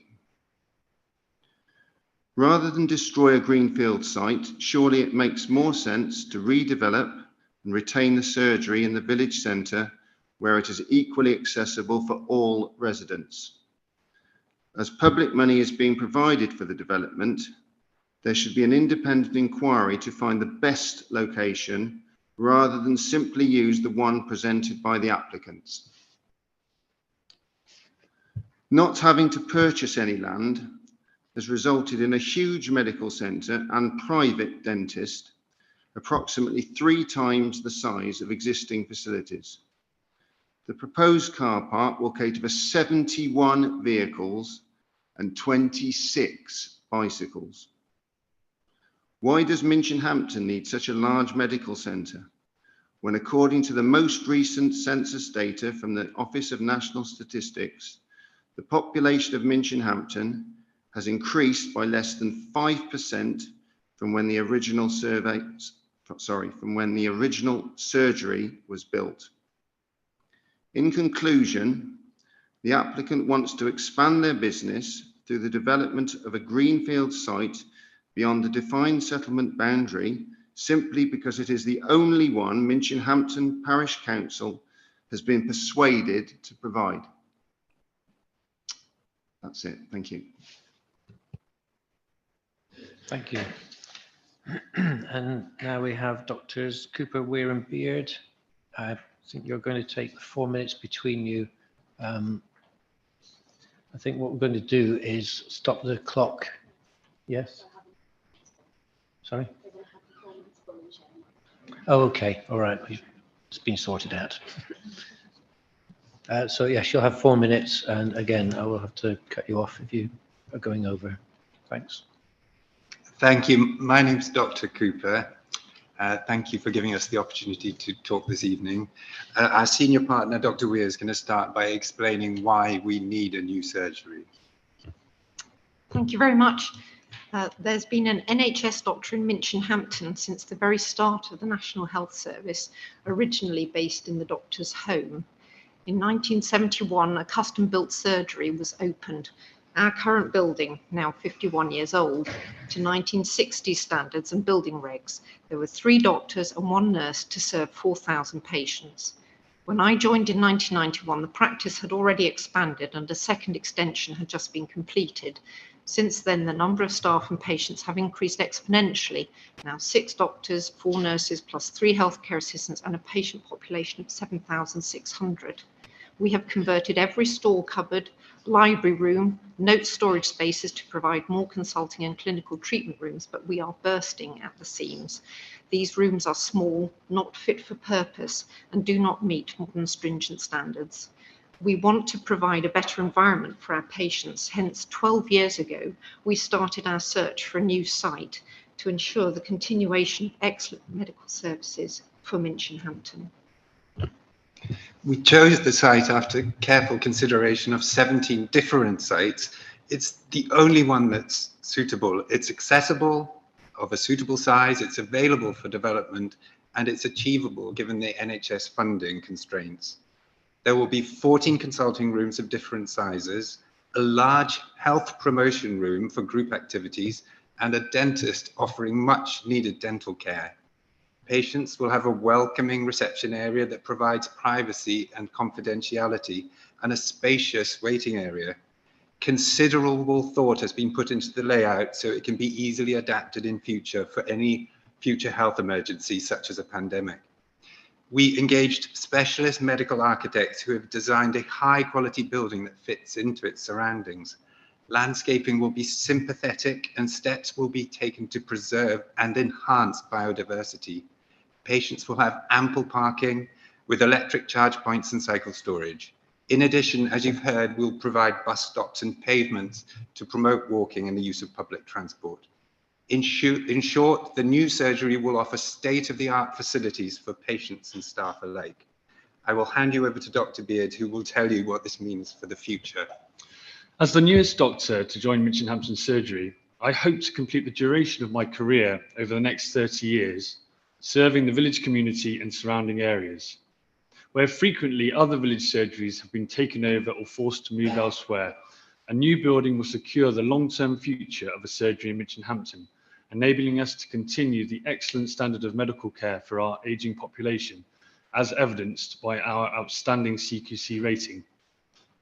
Furthermore, we will be able to offer additional services in obesity, dementia, diabetes and cancer, so that travel to Stroud, Cheltenham or Gloucester can be reduced, with the benefits therein for the environment.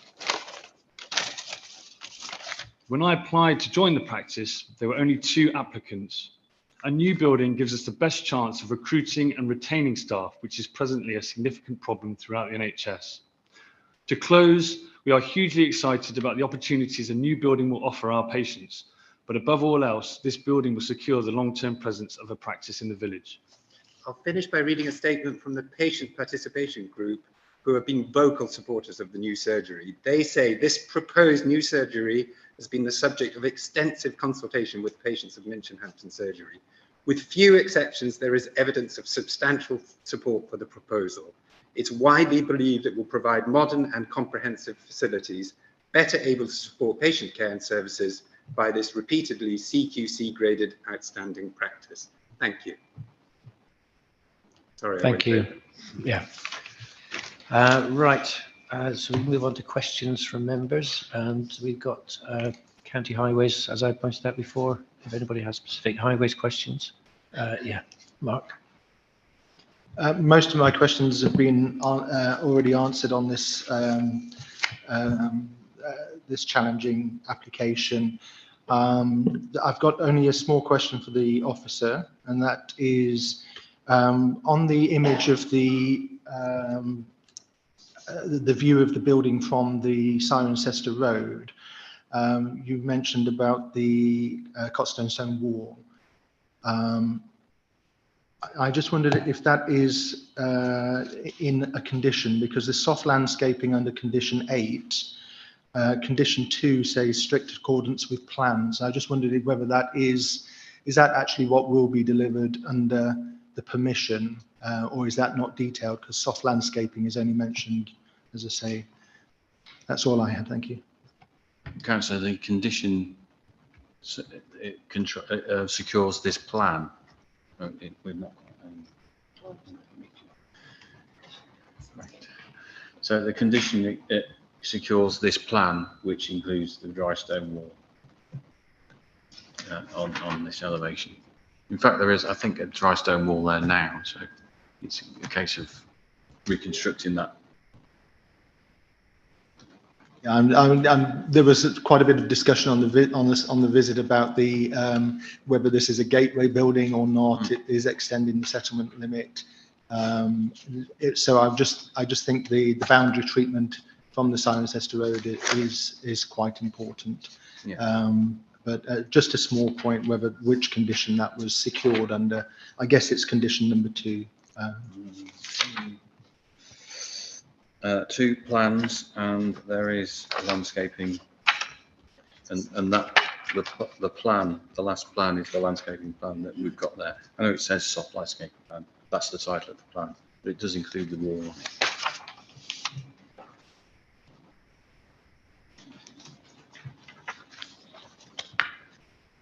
Yes, Helen. Yes. So my question is just, I'm intrigued that the eastern side of a field has been chosen to be developed rather than the western side, which is adjoining the current residential area. And I'm also intrigued by that stub of road that seems to go to a sort of gateway to a field, perhaps. Like, I'd like to understand the thinking behind those 2 aspects of the development proposed? Thank you. Well, we're required to consider the application that is submitted before us. So these are the plans we are considering. So we haven't had any discussion about moving the site over to the left or to the west. But the building, as it gets closer to residential properties, will cause more problem in terms of from a residential amenity perspective. So this area, well, I'll show you on the actual red line plans. So this area here would continue to be a paddock. We're not considering what it's going to be used for or anything else like that at this stage. When anything does come up, we'll be dealing with a planning application at that stage to consider what it's used for. So why do we have a stub of road going to the paddock then? So, I mean, I've seen that on other developments, but obviously as a lay person here on the committee, I don't understand the thinking behind that, other than, is it thinking that there will be to give access subsequent... to the use of the paddock as a paddock. Okay. If there's no other access? There wouldn't be any other access. There wouldn't be any other access. I see. You wouldn't be able to introduce access in here easily because of the nature of the traffic, the highway arrangement along so access would be from the A419. So access to the field would be via the access to the development and then into that access point there. Okay. Okay, thank you. Yes, Lucas and then Martin. Well, the width of that field, of course, is the same width as the row of houses have for their plots. So the stub, you can sort of think what might happen there. It's what you see in a lot of developments that are part, like in Duckbridge there. Anyway, that's another story. What I'm concerned about is the screening for the lights from the cars, etc. In the sense that we soon will be coming to an application where it's stated it takes 15 years to achieve screening, yeah, with the photovoltaic fields. So my question is, will it take 15 years here to achieve screening from the car lights and so on? I would want to see something that's fairly immediate rather than having 15 years of suffering by the people in the houses next to it. So that's one question I have. Well, I'm not a landscape architect, but I do know from experience that yes, you can introduce plants at various stages. So the planting plan, which I'll try and find for you.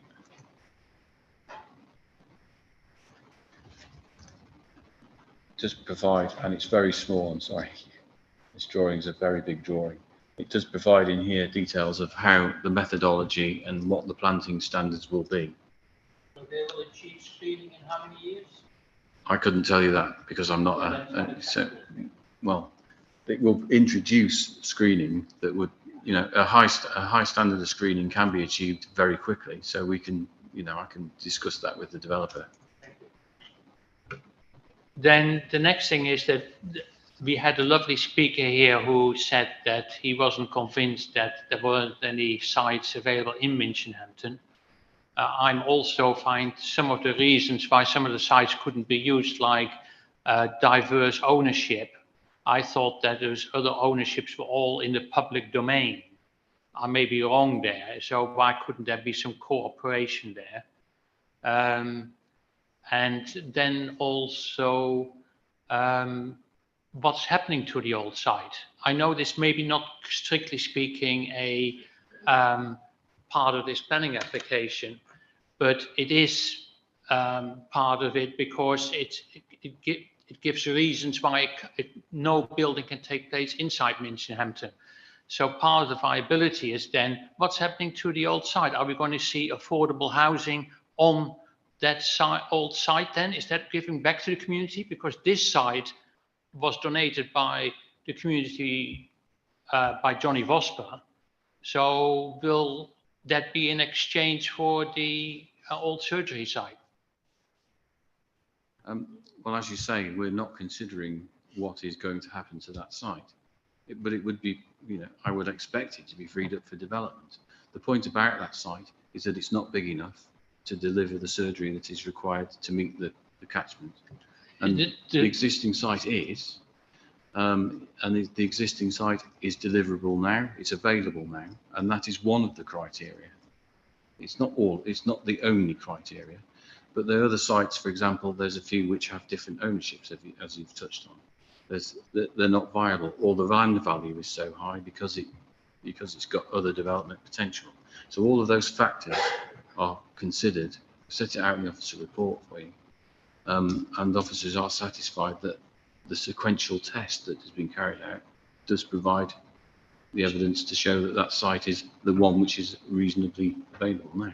So the officers see the financial calculations behind this? No, it's not about financial calculations. It's about whether the site is deliverable, what the site can be used to deliver. So is it big enough?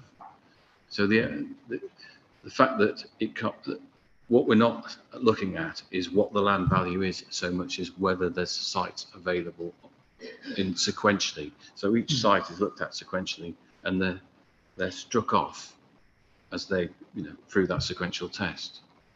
So they have come to the conclusion that that site is the available site, and officers are happy with that. Okay.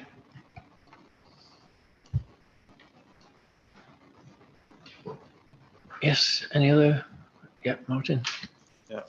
Well, thank you, Chair. Simon, thank you. I think you may really just have answered this question. I was going to ask, echoing Lucas, the other possible sites that you've listed and have partly gone through in your report, and you refer to you're satisfied their sequential study was robust, or some words like that. Does that mean you're satisfied with their argument that none of those other sites were viable, that this is the only one that was practicable, that was viable? Yes, essentially, yes. So the sites may be available, but they might only be available in 15 years, so they won't meet the NHS funding requirement, for example. So it's not just about whether they could be physically developed or might become available at some point. It's the speed that can become available. There is a critical issue for a new surgery to deal with the catchment of Minch and Hampton, and to cope with the projected patient numbers. So that's more urgent, and so those factors are built into the sequential approach. So by elimination, this one's left.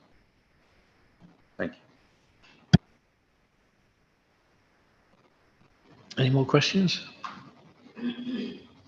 Okay. The officer recommendation is resolved to grant permission with delegated authority to conclude the outstanding issues. Jerry, do you want to just say something?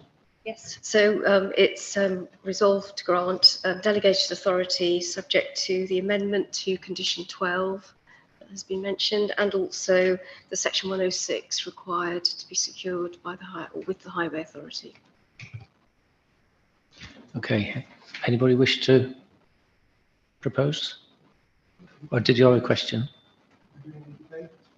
Yeah, I'm trying to do it strictly the way we've been told we've got to do it, which is have a proposal first and then debate. Last time I let it wobble a bit in different directions because we're trying to sort out whether we're having an amendment. But yes, we need.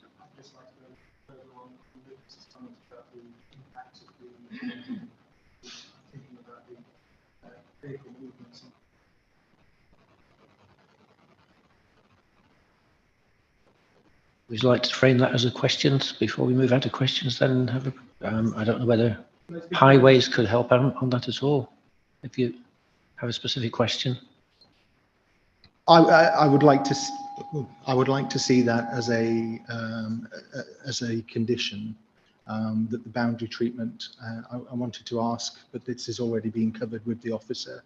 I wanted to ask about the boundary treatment facing Besbury Park.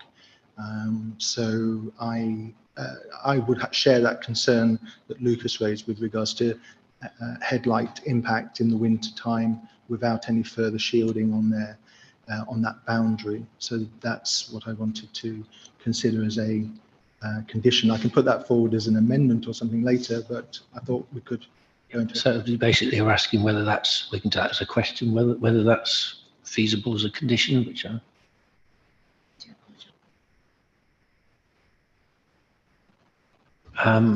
Just so it's for the record, Councillor Ryder's asking about the feasibility of conditioning the boundary treatment on the side facing Besbury Park as part of a proposal. Well, the boundary treatment is shown on the drawing, which is controlled by condition. So what do you want to achieve? The drawing doesn't provide enough detail, Simon. The drawing indicates trees spaced out with quite a bit of spacing.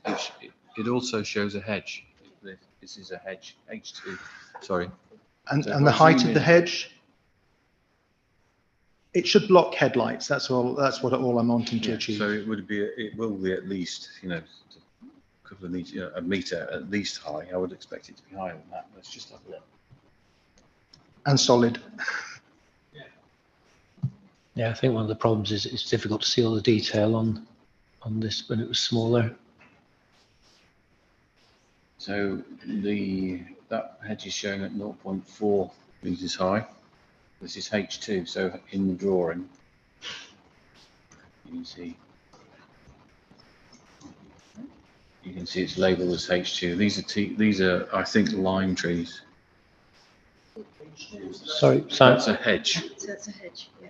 Members are also asking. It's about 0.4 meters. Okay. Well. I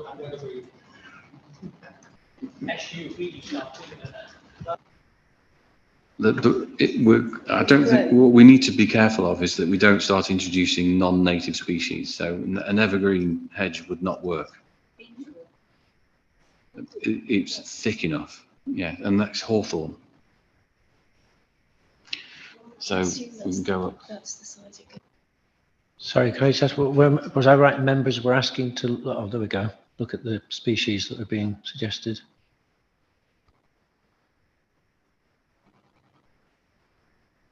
That, as the husband of a principal ecologist, I would say that looks like a fairly standard native hedgerow selection. 0.4 refers to the planting height. I'd like to see that just a bit higher. Okay. I think you indicated something that there is some discussion.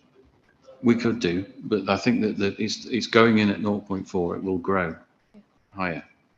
So the planting season is what is it? It's up to October.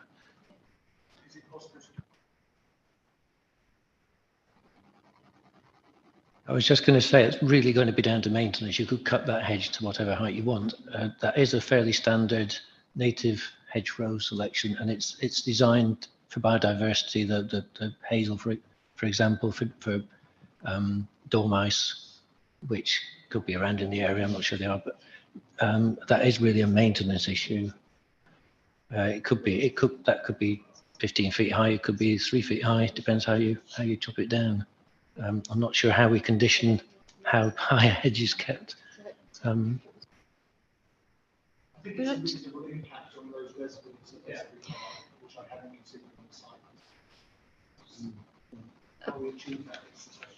Chair, can I say yes? I mean, I think that we can attach a further condition referring to the height of that hedge being maintained at a certain level.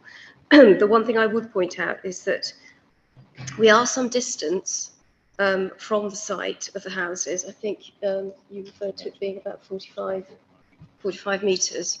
The other thing I think that strikes me about this scheme is that it seems to be incredibly well thought and sensitively thought out. Now, an immediate barrier along that boundary would be a fence or something of that nature. I don't think that adds anything to the scheme. So I think that we could have something that does, make sure that we get a hedgerow that will fill out and is high enough to ensure that that is blocked. But we can do that.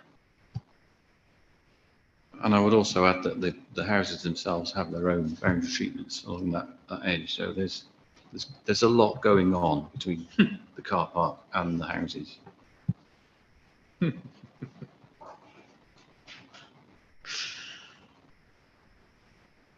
So could I take it, Mark, that you're prepared to propose the officer recommendation with the condition as just discussed on the hedgerow maintenance. Yes, very happy to support with that condition.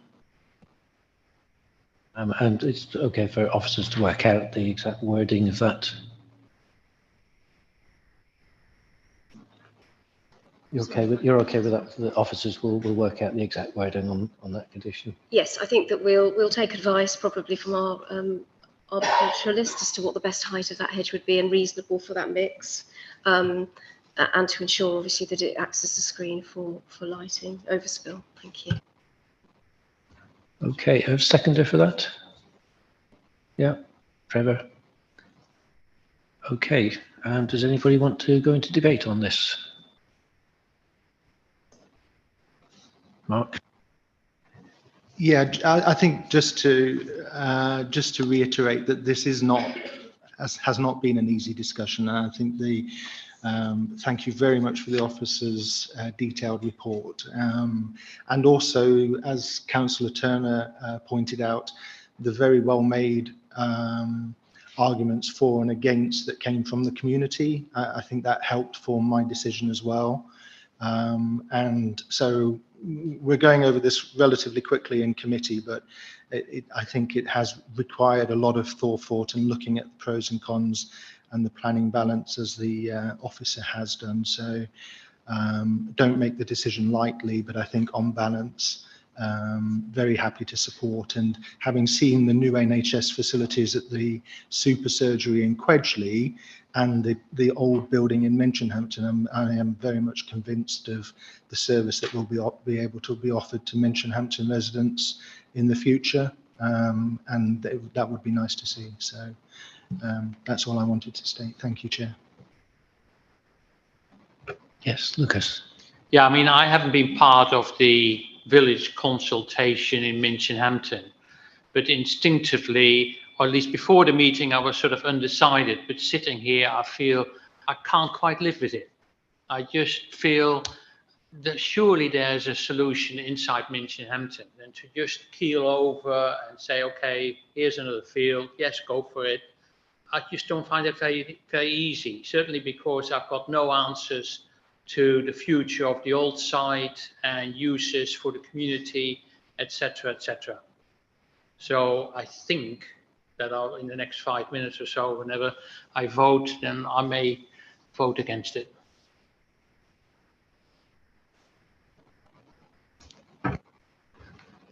Anybody else want to? Yes, Helen.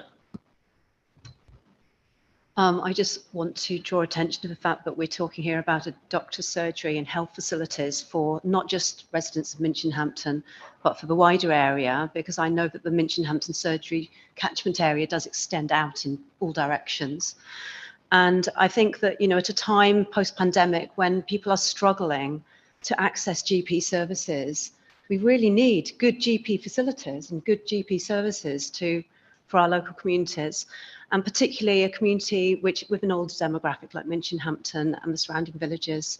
So I think on that basis, we're not talking about a commercial facility like, for example, a bowling alley or a leisure facilities. We're talking about a really essential community facility. And I think that gives this discussion and this debate a different kind of weight in my mind than if we were looking at something of a different nature. So I just wanted to draw attention back to that fact again. Thank you. Yes, Trevor. Well, I'd like to echo what Ellen's just said. We desperately need GP surgeries, and we desperately need dentist surgeries. And I hope the dentist is going to take NHS patients. That's the next thing I'm going to say, because we desperately need that as well. So I will support this. I'm satisfied what the officers have said of the concerns that we all had. So we'll be supporting it on that basis, because we desperately need these kind of services in our area. Anyone else? Yeah, I'll just quickly say from the chair that yeah, I do appreciate the concerns over this particular site, but I agree with the councillors who've said that we desperately need to build resilience. We need more resilience in our health service. I think we all know the reasons why. We're still living through it, and infection rates are rising again. It's not going away. So Okay, if everybody's finished with debate, then we go to the vote. So it's 1 for yes, 2 for no, and 3 for abstain. Was that the previous? I think that's the previous vote, was it? Or is that? I haven't voted yet, so I think that was the last one, Katie.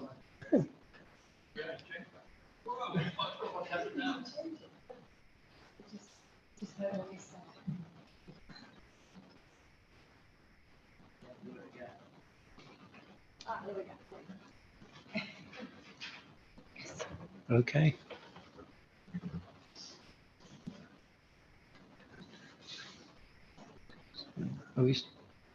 Oh, Ashley's gone, hasn't he? So is that right? Yes. Yeah. Okay, so that is permitted, subject to delegated authority. Okay. So we can move on to the last one. Apologies to everybody who's been waiting for the Whitminster one. It has been a very long agenda.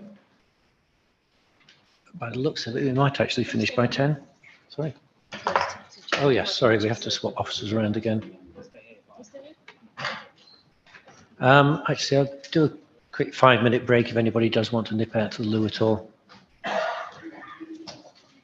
Thanks.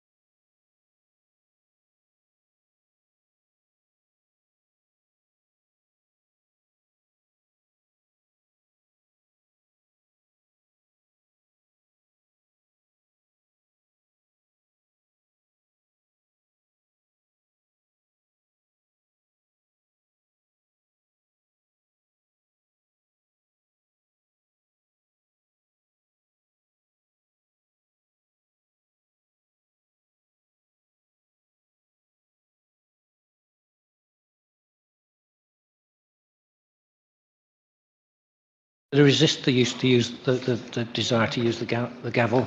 Can we start reconvening now, please? Otherwise, you're only going to give me the excuse to start banging the gavel.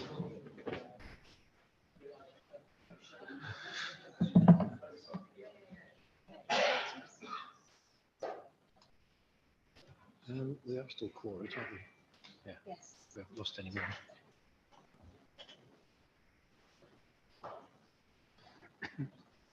Okay.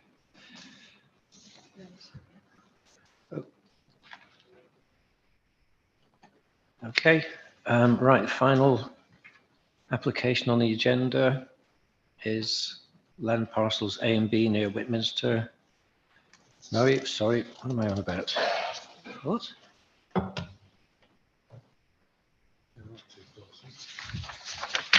Something gone wrong with this? Land parcels A and B near Whitminster. Yeah.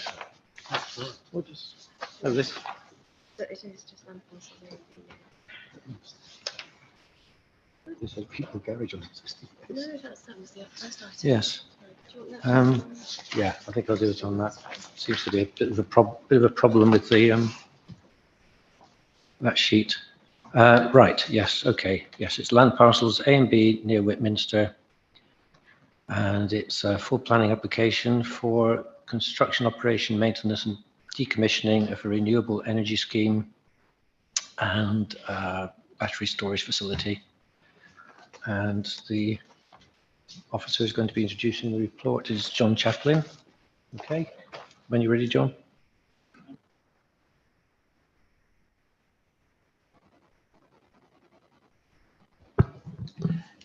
Thank you, Chair. Okay, yes, as you said, this is an application for a solar development.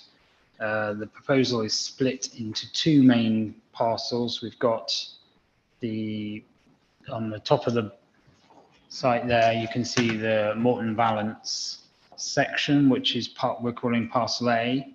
And then the second section is further down, which is what we're calling Whitminster parcel B. And these two are linked by an underground cable, which is the line that goes between the two.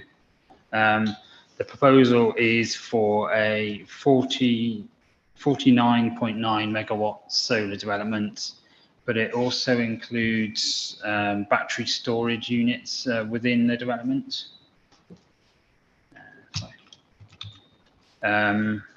This is a cross section of the solar arrays. These ones are on. They have a tilting mechanism so that they track the sun to maximize the amount of power they can generate. So depending on what time of day and the angle of the sun, they tilt round with a maximum height of 3 meters. And as I was saying, the application is for battery storage as well. It's the green squares throughout the development. They're spread out through are the storage battery units. They look like this. Basically, they're sort of almost sort of shipping container style units. And then you see on the side there, they've got the inverters. They're the smaller boxes in between. Yeah, so this is the Morton Valence section of the site. You can see the lay-by on the A38, which runs down the side here. And then we've got Castle Lane, which goes along the bottom and goes on towards Longney and over the canal further to the left of the screen here. And this is parcel B, the Whitminster section. You've got Whitminster Lane or School Lane, which comes through and round. And then you've got the church, and then it goes on towards Saul Junction, the marina. Just to carry on, national policy is generally supportive of renewable energy. We're not questioning whether or not there's a need for renewable energy. What we're looking at is to support a proposal where there are no significant adverse impacts or where the impacts can be mitigated. So we're not necessarily questioning the need for renewable energy. I think the key issues that we have to look at, probably the first one is the landscape impact. As you can see on this drawing here, the solar arrays are sited within the existing field patterns. So that helps it sit within the wider landscape. The landscaping proposals also provide buffers and increased hedge heights, which will help reduce the impact. And our landscape, or the application has submitted a landscape assessment which we've had independently assessed, and we feel that, or this shows that the landscape impact will be reduced by year 15.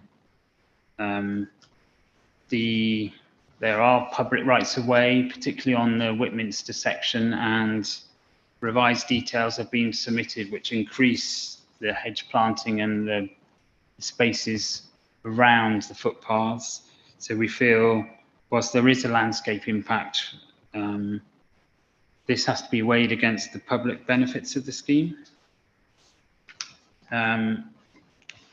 Landscape, we also have to look at the cumulative impact. I know this has been raised particularly by local residents and the parish council as a particular concern. The proposal is divided into two parcels, which divides the solar array, so you don't necessarily see them joined together. I'd also highlight the other nearest solar farm or approved scheme is the Longley development, which is, I don't know if I've got a drawing on there, it's further north, set away on the other side of the other canal, so it's not necessarily seen together at the same time as you would. We can discuss that if you want to ask that questions. I think the next issue I want to highlight is the impact on local residents.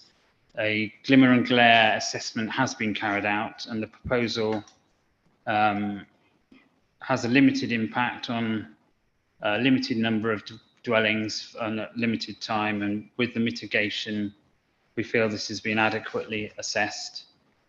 We've also considered the noise impact, particularly the substation, which you can see on the Whitminster section here. This is the area here.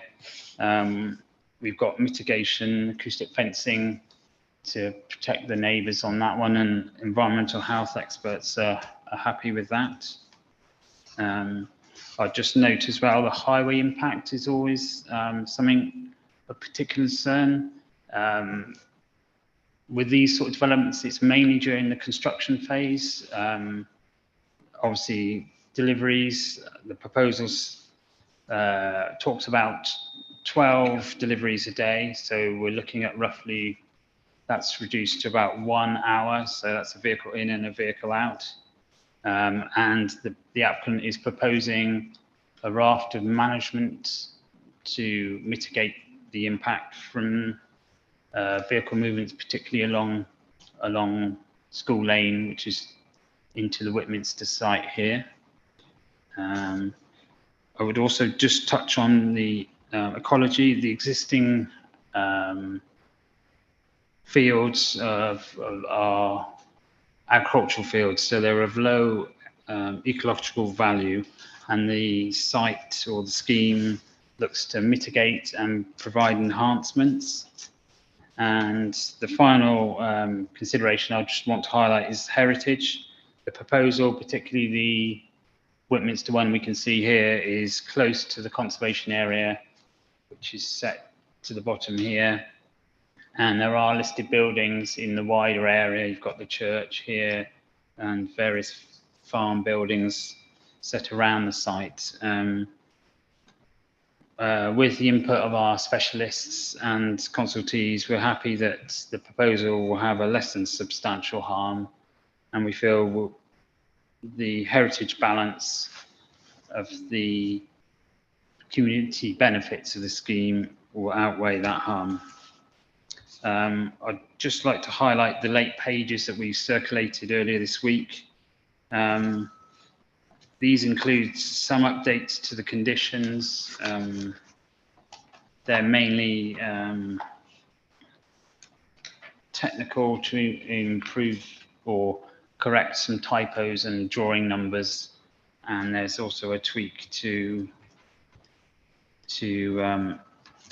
the additional construction method statement as well, which is included in those. It also identifies some additional public comments that we received, and there's just a clarification about the community benefit fund, which would be a separate negotiation for the parish, which we're not going to give weight in the planning decision. That would be something for the parish to discuss directly with the developer. So I'll just conclude that the planning balance of the scheme, we feel the proposal, whilst the proposal does have an impact, we feel that the benefits outweigh this harm, and therefore we're supporting the proposal. Thank you. Thank you, John. Public speaking. I think we've got two ward members, Councillor Davies and Councillor Jones. Which one wants to go first? Again, you don't have a time limit, but just. I think I pulled the short straw. I'm going first, I think. So, just before I start, please, John, could you clarify condition 1 on page 55 of the report? Sorry to be pedantic, but condition 1 is a bit ambiguous.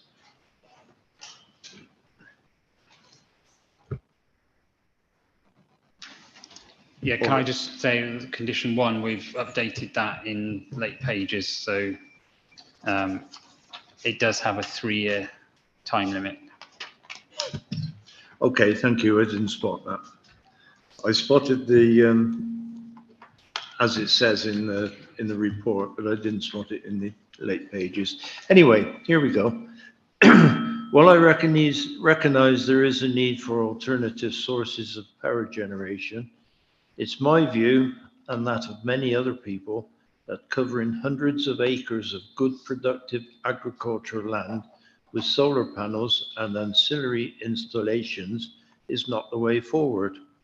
Food production lost by allowing the application to go ahead will have to be made up elsewhere, most likely abroad, and imported back into this country, which is not good for British farmers and certainly not for carbon footprints, particularly when production methods in other countries are by no means as efficient as they are in this country. Make no mistake, members, this land we are talking about is good productive quality, as it has been for generations and will be for a considerable loss to the production capacity of the local area. Solar panels should be placed on factory and warehouse rooftops or on brownfield sites and not covering vast swathes of countryside. There are hundreds of square meters of rooftops available in the local vicinity, which could easily accommodate the size of the production proposed by this application. The size of this application represents a massive intrusion into the countryside, in my view. By covering hundreds of acres of fields with panels, desecrating the openness, the ability of people to look out onto general countryside or rural landscapes, and removing views of wildlife that inhabit these fields all the year round, will be a tragic loss to local villagers. While the Morton Valence parcel is not affected by PROWs, public rights of ways, Whitminster has a comprehensive network of footpaths crisscrossing the land identified to be covered. It is proposed that these footpaths will be secured by 6-foot-high fences with extra planting, which will mean walking through them appear to be like an industrial estate instead of open countryside. Taking into account the loss of views of nearby places of interest, the Whitminster parcel in particular has fine views of the listed parish church, of the listed Whitminster house, and of views out to the Cotswold Escarpment and the Forest of Dean from its network of footpaths crossing the land. These views will be lost for generations to come by building this solar farm. The development will also be visible from the Stroud District Council's flagship restoration of the Stroud Water Canal through Whitminster Parish. So I'm asking, is this a good way to attract visitors into the area when the canal restoration is completed by expecting them to travel close to acres of panels? The development on both parcels of land will also be seen from the Gloucester Sharpness Canal and will have a huge impact on views from that area by visitors enjoying the local countryside. Then on to the installation itself. The papers advise that the panels will be mounted so that they follow the sun, turning by powered motors. This apparently is the first time in this country this type of installation has been implemented, so we've been told. And although it's said to be almost noiseless, no one knows for sure. And together with the noise emissions from inverters and battery housing could result in considerable nuisance for people living close to the installations. While much of the Morton Valence work will be accessed directly from the A38, maybe through a busy lay-by, the work to build out the Whitminster site involves 14.5 metre length LGVs and 20-ton HGVs passing through the main part of the village, past the village school and along narrow twisting roads, as those of you that were on the site's visit could see. It's to be hoped that should permission be given, the traffic management plan will be strictly adhered to and improvements made to it where they are found to be necessary as the work progresses. I note that the management plan directs all deliveries to access both sites from junction 13 of the M5. And if permission is given, I would like this plan to include that all construction delivery vehicles exit left onto the A38 towards junction 12 of the M5 to prevent 14.5 metre long vehicles crossing the busy A38. I think that is stated on the Morton Valence part of it, but not at Whitminster, where the crossroads are particularly busy for most of the day. It's been suggested that stop-go boards operated by banksmen in radio contact with each other are used on Whitminster Lane during deliveries by vehicles during the construction works in the regions of the access to the compounds. I would like to recommend that the use of the stop-go boards is extended from the site's access back towards the village school, so that big lorries do not encounter local traffic on the narrow double bends in Whitminster Lane.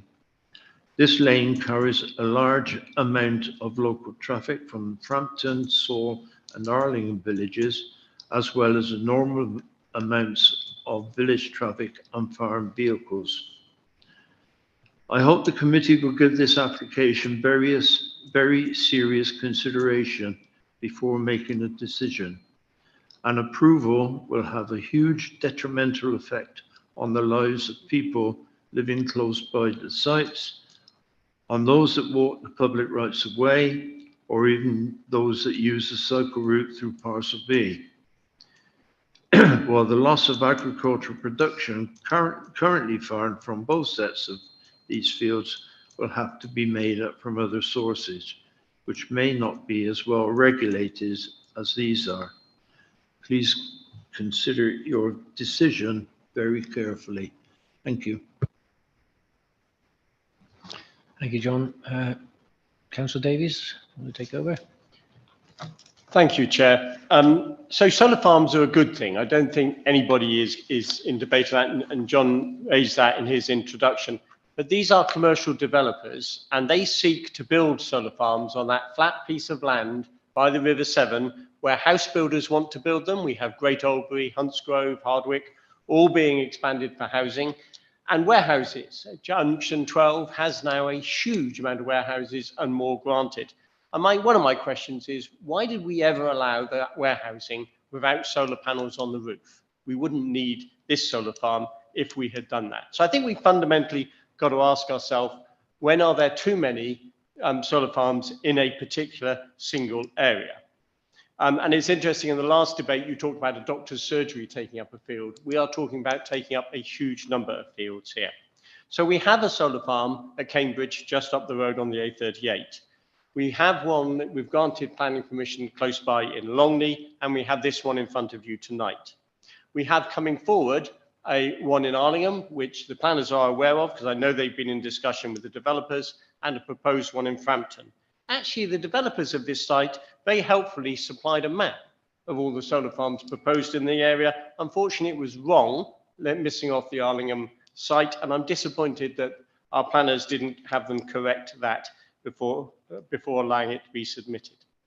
So in discussion, we acknowledge as a planning authority that there can be too many solar farms in a single area, but we haven't got a clear method of making that decision. So we're here tonight in front of this committee because that decision needs to be made at some point with some of these proposed developments.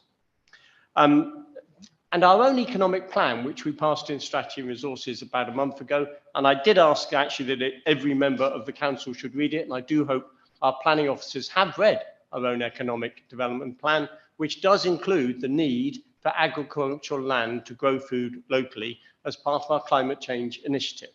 And yet here we are seeing another large amount of land being consigned to a solar farm. And, you know, I'm here because concerns have been raised by local people, and you will hear about that from the local parish councils, and they're the people I represent.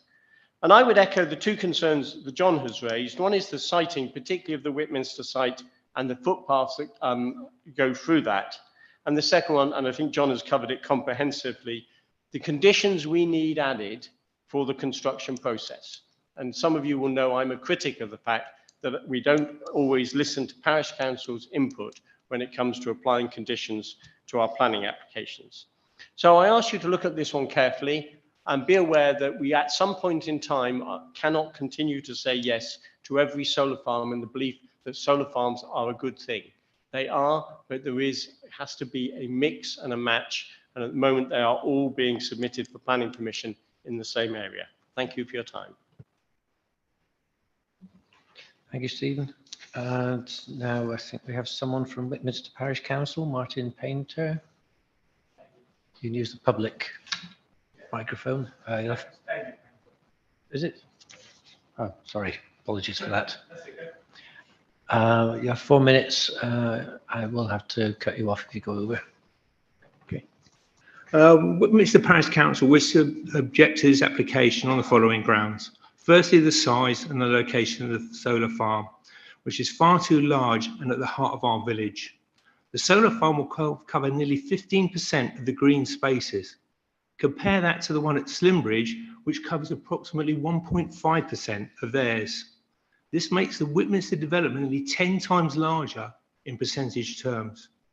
The solar farm will divide the village houses from its historic park. The church, Whitminster House, Packfall Farm, all listed buildings, and of course the canal. The solar farm will directly affect 8 of our public rights of way. These public rights of way are at the heart of our current village footpath map. Who wants to walk through the middle of a field with solar panels?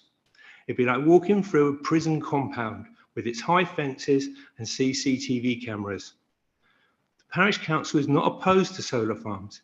In fact, we have infrastructure projects that would benefit from the financial incentives that this type of development would provide.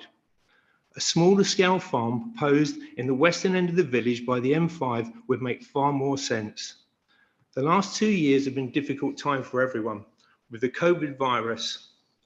How can we forget the lockdowns we had during the spring and early summer of 2020? The public rights of way were a lifeline for the villagers. It's recognised the mental health benefits they brought during this period, allowing people to get their one piece of daily exercise in the fresh air. We all understand the benefits that carbon reduction brings. Using farmland is not the way forward. By using the farmland, you are losing the benefit of the crops bring through carbon capture. There are other options for solar panels, such as roofs, factory roofs, motorway verges, etc. There isn't an alternative for growing large-scale crops. The current war in Ukraine is a travesty, and we all wish them the best. But the one thing it has shown us is the need to be as self-sufficient as possible. You may believe this is an argument in favour of solar farms, but as I mentioned previously, you have alternative places for them. Food production is as important, and the effect the war has had on food prices and the availability of grain for bread just emphasises the need for us to grow our own crops. If you give this up land to the solar farm, you will need to get food from abroad, and with this cost of CO2 that comes with it, transportation. The government provides farmers with incentives to grow hedgerows and trees to provide carbon capture. They also provide habitat to help our wildlife. One of our local farmers have taken advantage of the scheme and planted out trees and hedges in adjacent fields. If this farm goes ahead, it undoes all the good work and wastes the money that has been spent. The area in question has an abundance of wildlife. One of the circular walks is called Skylark Walk. The skylarks have frequented these fields for longer than 30 years that I have lived there. They are currently on the RSPB red list, their highest category. The loss of these fields only adds to the problems that birds face. We also have buzzards, tawny owls and barn owls all use these fields to hunt. We created the mess this planet is now in. No one doubts the need for renewable energy to stop the current rise in temperatures. But do we expect our wildlife to pay the price for the loss of habitat just because it's the most profitable place to put a solar farm? Thank you. Thank you. And now I think we have Sarah Younger and Jonathan Younger who want to speak in opposition. Again, you'll have 4 minutes. Thank you. Sorry, I'm here to speak on behalf of myself, my husband and our neighbours about the solar farm at Whitminster and Moulton Valence. Actually, part of the site in Whitminster is sloping and not flat and will be very hard to screen from both local and wider viewing points. The proposal uses uneven, sloping and undulating land, which only emphasises its presence and visual impact. This will give rise to a massive visual intrusion into the countryside as a result of the overall mass and positioning. The size of the proposed scheme appears to be unprecedented and disproportionate to the size of Whitminster Village, which has already been mentioned, especially given the existing sites at Cam, Cambridge and Longley.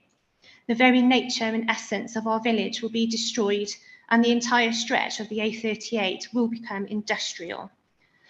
The development will have an impact on adjacent residents. Not only will the outlook of a number of residential properties be significantly compromised, but several properties, including ours and our neighbours, would essentially be encircled by the proposed installations and visible from every window in our house, even with the proposed screening. And this will be to the detriment and well-being of the occupiers, especially if this screening is going to take 15 years to mature. It will also, as we've heard, impact on the setting of a number of listed buildings, the heritage sites, the canal, which is undergoing a major renovation at a huge cost. We have grave concerns over the technology proposed, which is untried in the UK to date. And even though there have been so-called noise pollution tests, this is unprecedented. There's never been a development like this, and so how they can tell what impact it's going to have on the residents, I really don't know. And the impact of the glare could be applied across a very wide area, but there doesn't seem to be any assessment to take this into consideration. The construction of the development is causing major concerns The existing village infrastructure will not accommodate HGV movements as suggested, without noise pollution to the village, emissions and a high risk of motor vehicle collisions, not to mention the damage to roads and embankments. The school and playground is alongside School Lane. Heavy vehicles going past throughout the day will be distracting to the pupils and the emissions harmful. Being involved in the transport sector ourselves, we are aware of the size and restrictions of such large vehicles on small country lanes, in particular the S-bends on School Lane, which cannot be negotiated without encroaching onto the wrong side of the road or damaging embankments. Contrary to assertions made within the application, there have been a number of recent accidents on School Lane, becoming Whitminster Lane into Frampton. The developers have promised a traffic light system, but this will not be suitable for residents or farm traffic joining the road against the flow of traffic, cyclists and pedestrians. This is an accident waiting to happen. The noise and distraction from the construction and traffic will have a detrimental effect on the well-being of residents, many of whom are key workers, including an NHS worker who lives adjacent to the site. This will be detrimental to our personal mental health and well-being, along with that of our family and neighbours. And this has already proven to be the case, even at this stage of the planning application. Thank you very much for your time. Thank you. And finally, I think we had Adam with us speaking for the applicant. Again, you'll have 4 minutes.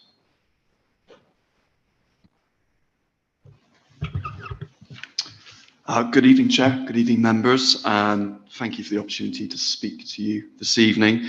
I'm honoured to be here this evening to offer a sensible but bold response to climate change to support Stroud District Council's carbon net zero strategy for 2030. JBM is ready to make a significant contribution to meeting those commitments. Morton Lane Solar Farm would lead to the equivalent displacement of over 20,000 tonnes of CO2 annually, compared to fossil fuel generation, while also providing enough electricity demand for over 15,000 homes. There are currently 102.8 megawatts of operational ground mount solar PV in Stroud District Council. This one application that we put forward today could increase that capacity by 50%. That's taking the proportion of equivalent houses to 45,000, which is 83% of your estimated housing stock. That's a significant jump. Of course, this is only possible if the scheme is sensitive to the local environment.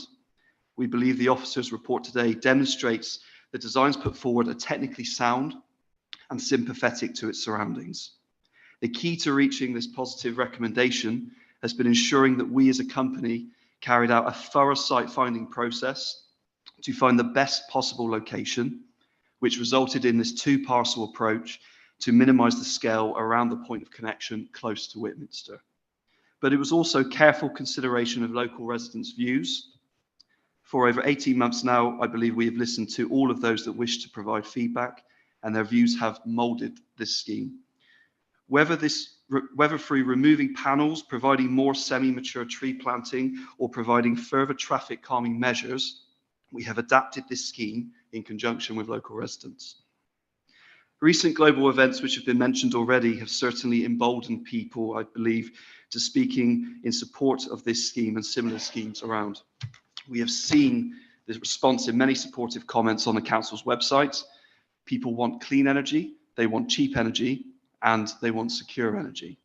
This scheme ticks all of those boxes. We recognise the importance of the landscape in this part of the county, which has resulted in us bringing forward one of our largest and substantial planting schemes to date, which will minimise adverse visual impacts from key receptors. 712 new trees, 40 acres of wildflower meadow margins, 2.7 kilometres of native hedgerows will not only provide screening, but also significant increase on natural habitat and biodiversity net gain for the area long after the solar farm is decommissioned. Beyond the significant impact in tackling the climate crisis, our proposals would also deliver substantial and tangible benefits for the local community. This includes community benefit funds for both parish councils, £7.6 million worth of business rates over the lifetime of the project, opportunities for local contractors during construction, enhanced footpath corridors, and improvements to visibility along School Lane through hedgerow setbacks. In summary, I'm very proud to put the scheme forward for your consideration.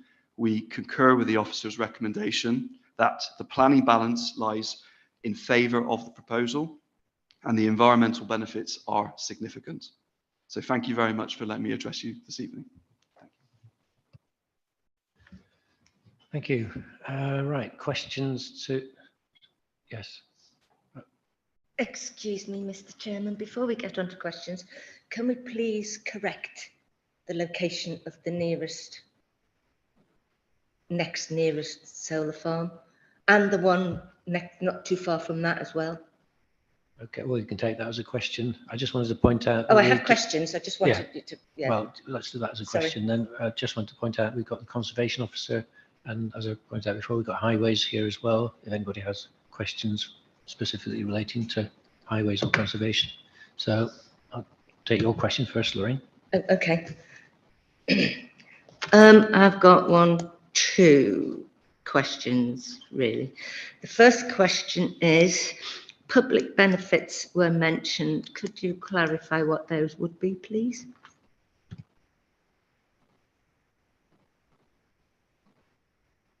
I'll just start with the location of the nearest other solar farm. This is a map here that they provided showing the other approved schemes. It's quite small, but I can zoom in a bit. So this is an extract zoomed in. The application site is the red squiggles in the middle. So that's the site here. So the nearest one that we were talking about is the Longley one, which is the dot here. So that is to the northwest. So it's the other side of the canal. And the other site it was mentioned by Councillor Davis was the Arlingham site. That doesn't have any permission, hasn't been submitted, so that's why they haven't marked it on there, because it hasn't come forward yet. Yeah, Cambridge is further down the A38, and then we've got other schemes that were mentioned, but they're further along. So it's all these dots.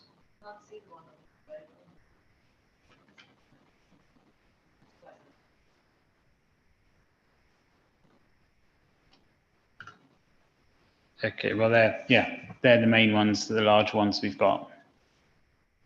Your other question was about the community benefit. Yeah. We mentioned in late pages and mentioned earlier, and the applicant mentioned it as well, the community fund.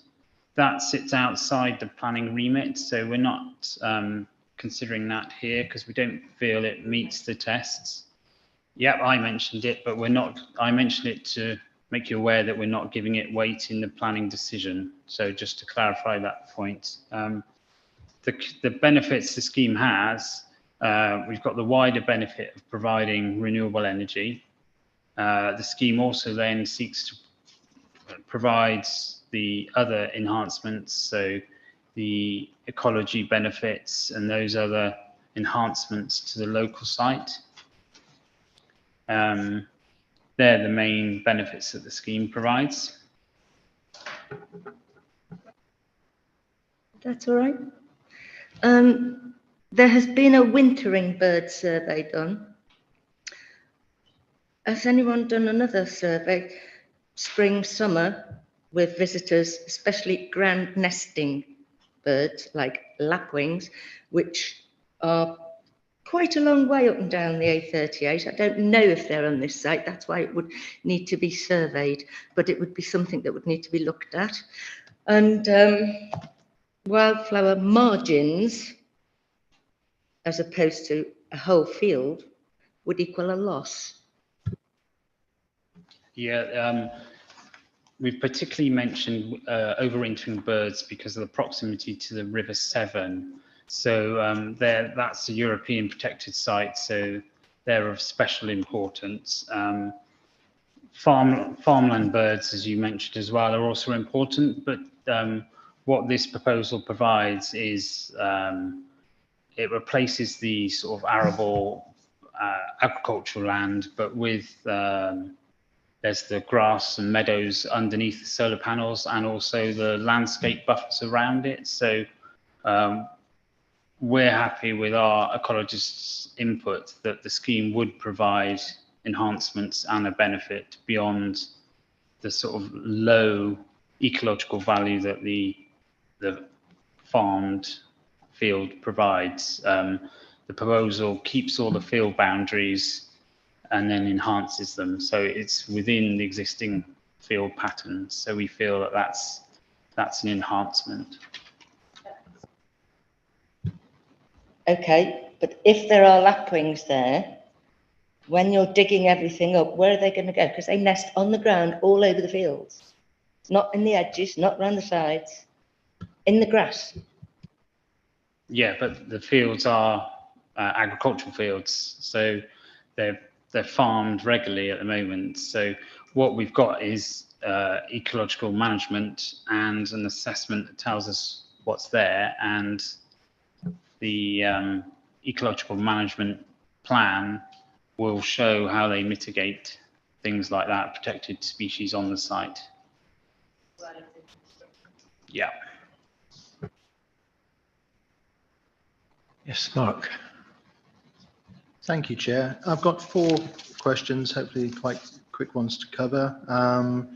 The first one being Councillor Patrick mentioned about the Community Benefit Fund, and the officer confirmed that this is not being weighted in terms of the decision. Does that mean that those discussions with the parish council will be based on goodwill? There will be no securing of any that fund within the permission? Yes, it's completely separate. It's something for the parish councils to discuss directly with the applicant. We don't feel it meets the tests of a planning obligation, so we're not giving it any weight. Thank you. Question 2, will there be public rights of way rerouted with this application, or is it envisaged that pathways will, I heard a mention of pathways through the development, so will they be retained in the existing position through the development or rerouted? Yes, Councillor Jones mentioned the footpaths, particularly on the Whitminster site, and on the screen now you can see all the green lines. The site, these are the main ones here in the southern part of the site. They'll be maintained. I've got the layout. Yeah, you can see here that the footpaths, it's small, but they go through the site and along, so they'll be maintained within the layout. So there's the footpaths are protected with the layout. Sorry, Mark, just before you move on to more questions, I did say I was going to try and limit it to 2 at a time, just to keep the flow going. Are they very linked? One is about decommissioning, one is about noise assessment and protecting Okay, residents. could I just see if anybody else has got any, and then you come back to you just to keep it moving around quicker. Sorry, yes, Martin. John, thank you. Do you know what agricultural use has been made of this land in any more detail? I don't think I've got a definitive answer, but looking at what was on site when we were there and the aerial photos, it does look like it was, they were crops on most of the site. So I suppose that's an arable farming use. The agricultural classification for the site, it's noted in the report that most of the site isn't of the best and most versatile. There's only a small section of that. So it isn't the sort of highest quality food production that was mentioned earlier. It is that subsection of not the most highly fertile land.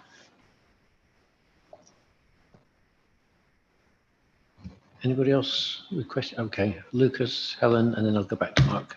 Okay, so how far is the scheme from the canal? How wide is the canal corridor, if I may call it that?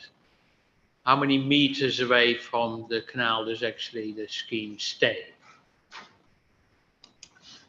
It depends which canal you're on about. The one that's going to be dug at our expense, so to say.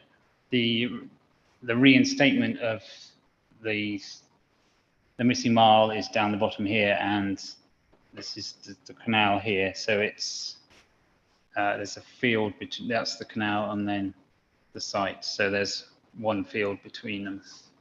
So 20 meters, 40 meters, 50 meters?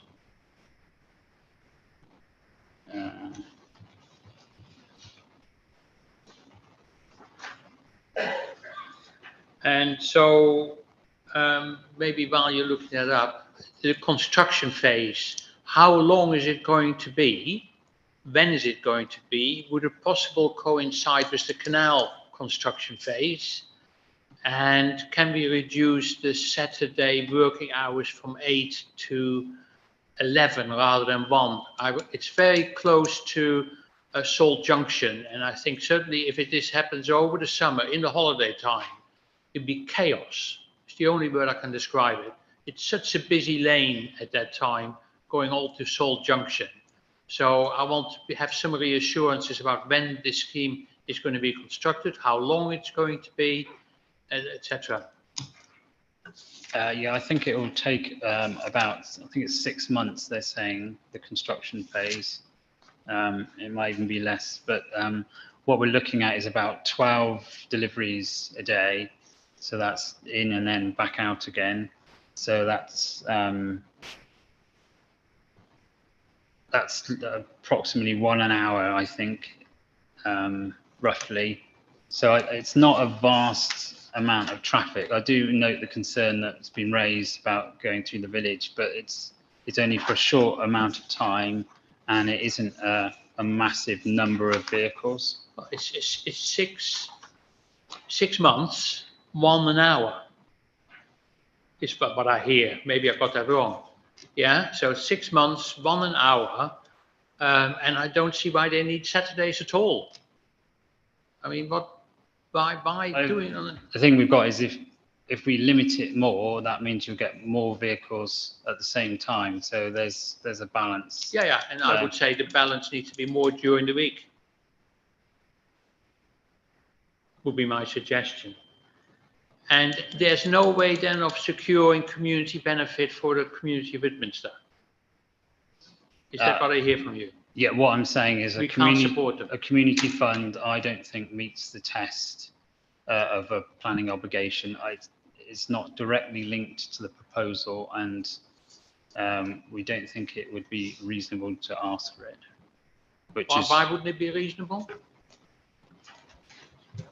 Can I just say, Chair, because with, again, Section 106 agreements have to meet certain tests.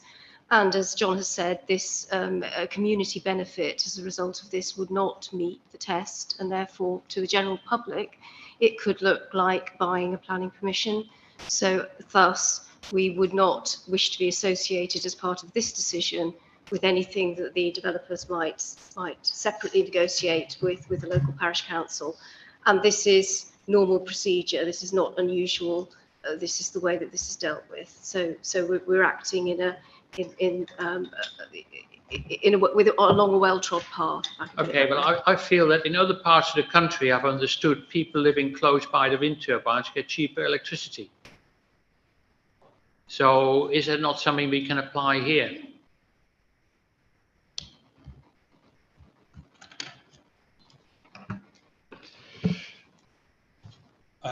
Both planning officers have said that in terms of community benefit, that is something which can be negotiated outside of the determination of the planning application. The view of the officers is that the community benefits do not satisfy the test required by Section 106 as a planning obligation, and therefore it is not relevant to the determination of this application. And as Jerry has said, danger in so doing would be to imply that planning permissions can be bought and sold, and that's unlawful.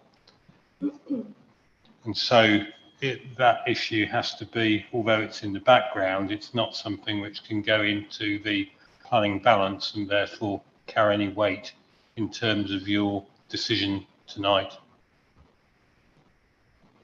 Right, okay. Chair, on another matter that was raised, John has just pointed out that that it was asked about the distance from the canal, and it's 150 metres. Brilliant, thank you. Okay, well, I think I had Helen next, and then I'll go back to Mark. Hi, thank you. I just wanted to check. I noticed that the biodiversity team initially objected, but then after further papers were received and they looked again at the whole project, and they said it was acceptable subject to certain conditions. And I wondered if those conditions are all incorporated into the final proposal. If you could just confirm that. Thanks. Yes, hopefully I've got all of them on there. It's things like a landscape and ecological management plan, and making sure that we get the enhancements and then that it's appropriately managed. So yes, hopefully. Yeah, so the biodiversity team were happy with the ultimate proposal. Great, thank you. Yes. Yes, sorry, Mark.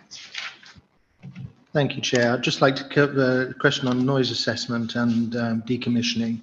On the noise assessment, I'm in terms of the especially on the Whitminster side, the closeness of the existing residential properties. Would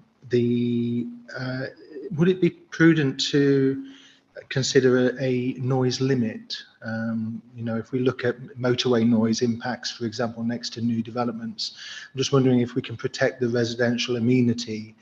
I know that the assessment is showing that the noise generated by the motors and by the substation, etc., will not be considered audible outside of the boundary. I'm just wondering whether we could set a limit on that so that residents have a technical parameter whereby they can challenge that in the future if there should be a problem. Yeah, should we take that one first, please? Yeah, it's a good point. I think what we've done is we've got, they've submitted a noise report, and we've had our environmental health colleagues look at it. And what they're telling me is that if we implement what's in the assessment, that includes the position of the equipment and also the mitigating acoustic fence, that they're telling me that it would be to a sufficient level. The details are all in the report, so I think they're not telling me that we need to go any further, so I'd have to base that on the technical input that they're giving me.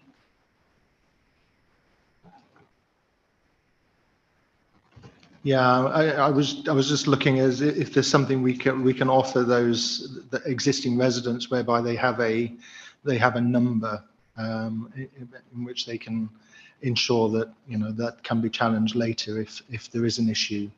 I know that it's not planned to be an issue based on the equipment there, but what happens in 10 years' time if there is a buzz or there is something that is considered an issue, but it hasn't been assessed at this stage? Yeah, well, there is always the fallback that environmental health have their own legislation, so they can investigate noise complaints or persistent noise and use their environmental legislation to either mitigate it further or address the issue.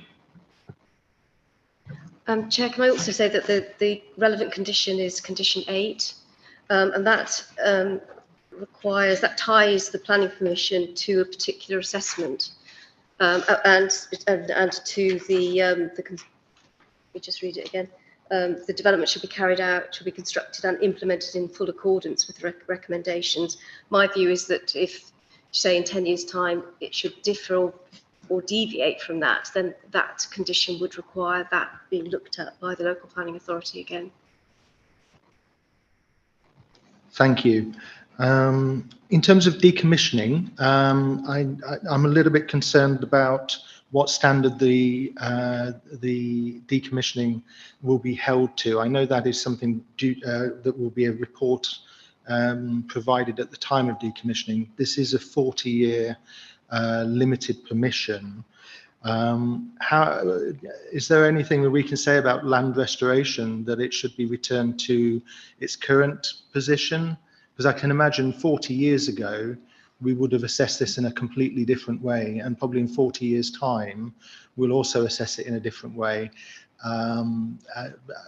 So I'm just wondering what standards will be assured for the return of the site to, say, its current condition, and maybe even a better condition, considering that it hasn't been farmed in that time. I've seen comments about the improvement to the land as a result of the being left as it is and not cultivated.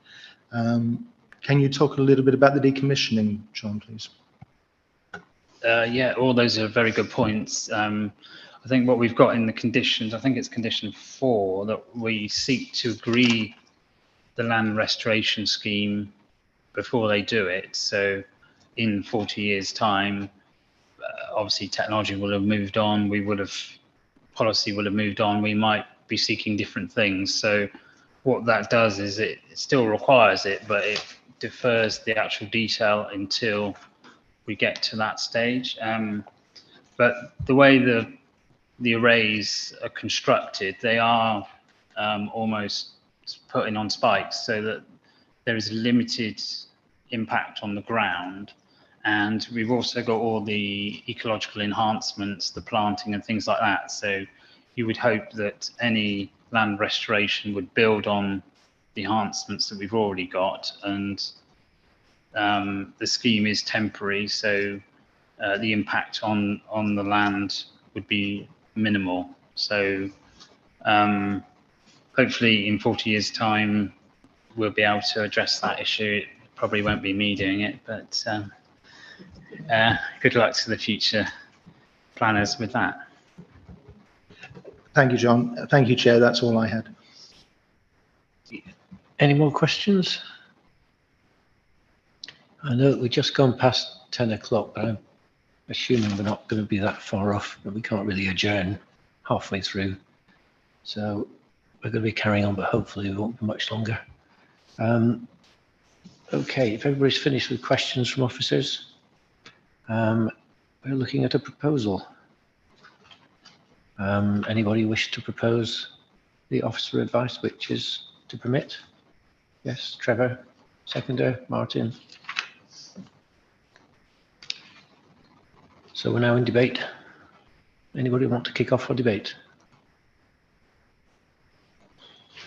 Yes, Martin. Well, I'll just say I have serious reservations about a large area of fields being given over to solar panels, which are not, all other things being equal, I'd rather not do that. And if it were the fields around where I live, I'm not sure I wouldn't be opposed or representing my residents in being opposed. But over against that is, to my mind, the overriding need to fend off the pending catastrophe of climate change, which we all know from the IPCC report, from the Committee on Climate Change of this country, is a growing and catastrophic threat. I'm not persuaded by the suggestions of roofs as alternatives. I mean, the roof area for 49.9 megawatts of solar panel, which, as people have pointed out, covers a very large area of fields. I don't think we got that area of roofs in Stroud or in Gloucestershire, possibly. And I'm not persuaded by the food argument. Doesn't sound as if it was local food for local production for local food consumption happening on those fields to date. And there are other answers to shortages of agricultural land, among them, of course, eating less meat, which is highly inefficient of production. I think that's my sermon for the night. So I will, if somewhat reluctantly, support this application.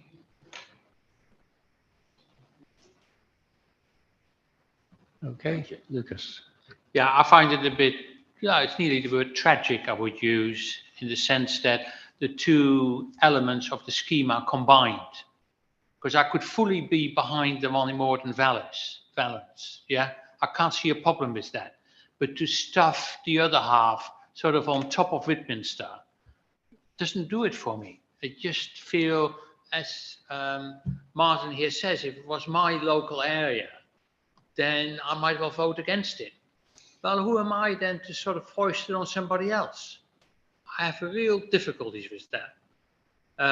And what I miss a bit is the strategic overview that says, well, we want 10 more of these, or we don't need any more of these, or because it's partly got to do apparently with the high voltage lines that run there, and that's why they need to be there. We can't put them, say, on the top near Bisley because there's no high voltage line there to connect them up to. So I'm torn. I'm just feel it's so unfortunate. Why can't we just have it a bit moved away from Whitminster? But that's not an option because that's not the planning application. But I think it's tragic.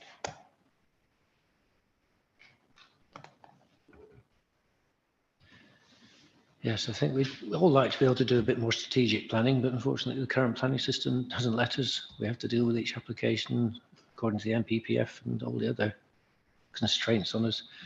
It would be lovely to be able to do strategic planning. Yes, yeah, but Lucas, it would be nice to know, for example, the Arlingham one and the other ones, how much that is in total. How does that compare to this one? Is it just a tiddly little one, the Arlingham, or is it more than 50 megawatts? But I don't know. So by rejecting this, would I sort of wreck our 2030 target?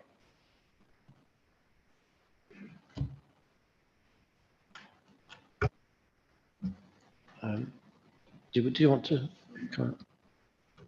Yeah, the Arlingham scheme is at pre-planning stage. You've only screened it, so we don't have the details. We don't know if it will come forward. So it might be that that site's more harmful and we won't support it, or the developer might decide not to submit it. So we can't necessarily give that much weight at this stage. What I would highlight, I can probably put it on the screen.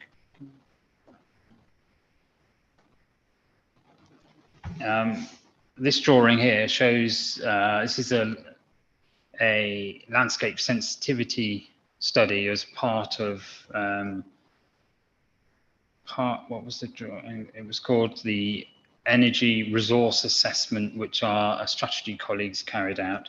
What it's showing is the areas in red are the ones that are highly sensitive. So that's your Cotswold escarpment. So any solar development up there would be very sensitive.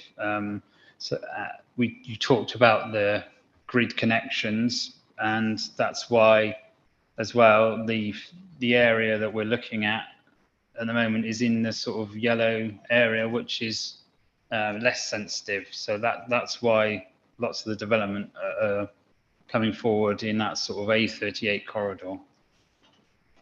So I don't know if that helps with this more sort of strategic thinking. Yeah, as Councillor Davis was saying, how do we judge the cumulative impact? The trouble is, under the current planning system, it's impossible because we're dependent on what comes in as applications. It's very difficult to predict what's going to come in.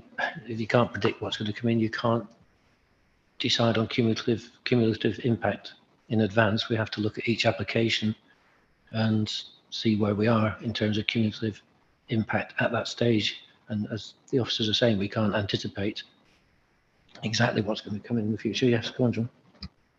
Yeah, I think cumulative impact is important, and I think what we can assess is the impact of the schemes that we do know about. So the ones that have got approval or the ones that are in the planning system. What we can't do is predict what will come next, but those next schemes will have to be assessed on the basis of what we've got now. So if we get another scheme in and this one gets approval, they would have to consider the impact of this one and the ones that have previously gone before it. So cumulative impact is difficult, but you have to look at it of what impact they have together. So it's looking at key views. So do you see them together, or do you see them along a linear path, or something that makes you view them together to make the impact cumulative? So we touched on where the other sites were and the separation and the gaps between them. It's things like that that you'd have to consider. So yeah, you do consider it, but it is based on the approvals and the schemes that are before us, rather than predicting what will come next. Yeah, as I think I said in a discussion with Councillor Davis about that, it's the planning balance will basically shift every time you approve one. Then you're in a slightly different position in terms of the balance of cumulative impact against public benefit. So again, we've got to deal with it as it comes along based on what we've already got. And it's just impossible to predict, really, and therefore difficult to, again, we're back to strategic planning. If we could do strategic planning, yes, we could decide where stuff goes. Anyway, has everybody finished with debate, or does anybody else want to have a go? Yes, Lucas. I feel that my question about the Saturday traffic is not being addressed. I would like to suggest an amendment that the traffic can only be, say, on a Saturday from 8 till 11 maximum.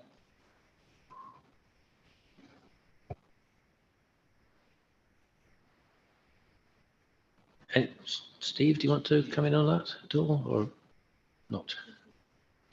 Through you, Chairman, from a traffic capacity perspective, there isn't any justification for that. It sounds like a residential amenity question, so I perhaps may divert to John on that.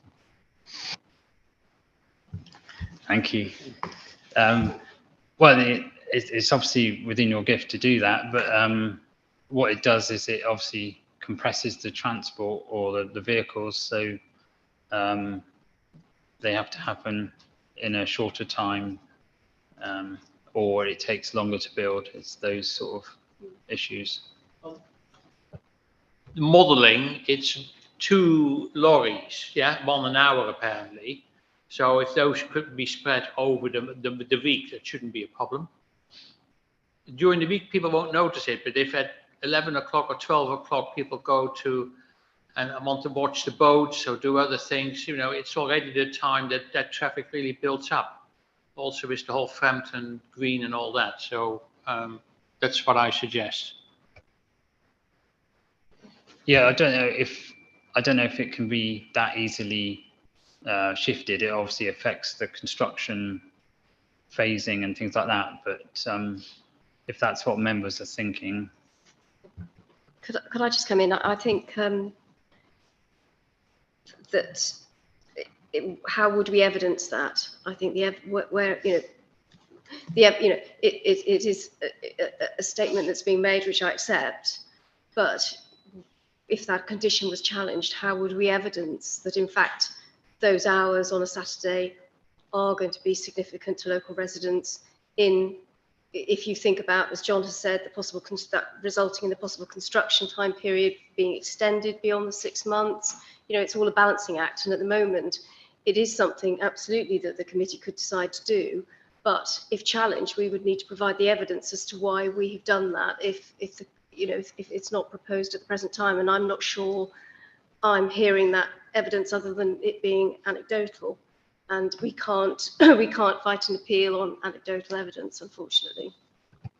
The 8 to 1 is a very standard time thing, and I could throw that back and say, how do you check the validity of that one? I think I'm trying to play into the local situation where you certainly got the Westminster site right next to a major tourist attraction, yeah, only 200 yards away. And that tourist attraction with ice creams, boats, a whole lot of stuff, attracts an enormous amount of visitors during the weekend. I would nearly say forget about Saturdays. Yeah, I'd just like to support that. I mean, as a member of the local cycling clubs, cycling down and having coffee and maybe lunch at the stables has been something I've done many, many times. And I can see how busy it is. You've got the traffic on the canal or the canals. You've got the cyclists going through. It's on the national cycle route that goes down along those lanes, past down by the River Severn. And Saturdays and Sundays are peak time, I think, for those kinds of businesses. You've got then all the pubs and the cafes in Frampton as well, attracting visitors, cyclists and people off boats as well. So perhaps putting a restriction in there around Saturdays makes a lot of sense from that perspective. Lorraine? Thank you, Mr. Chairman. Before I say what I'm going to say, I'd just like to say that many years ago, an application came before this committee that I voted in favour of, and the committee refused it.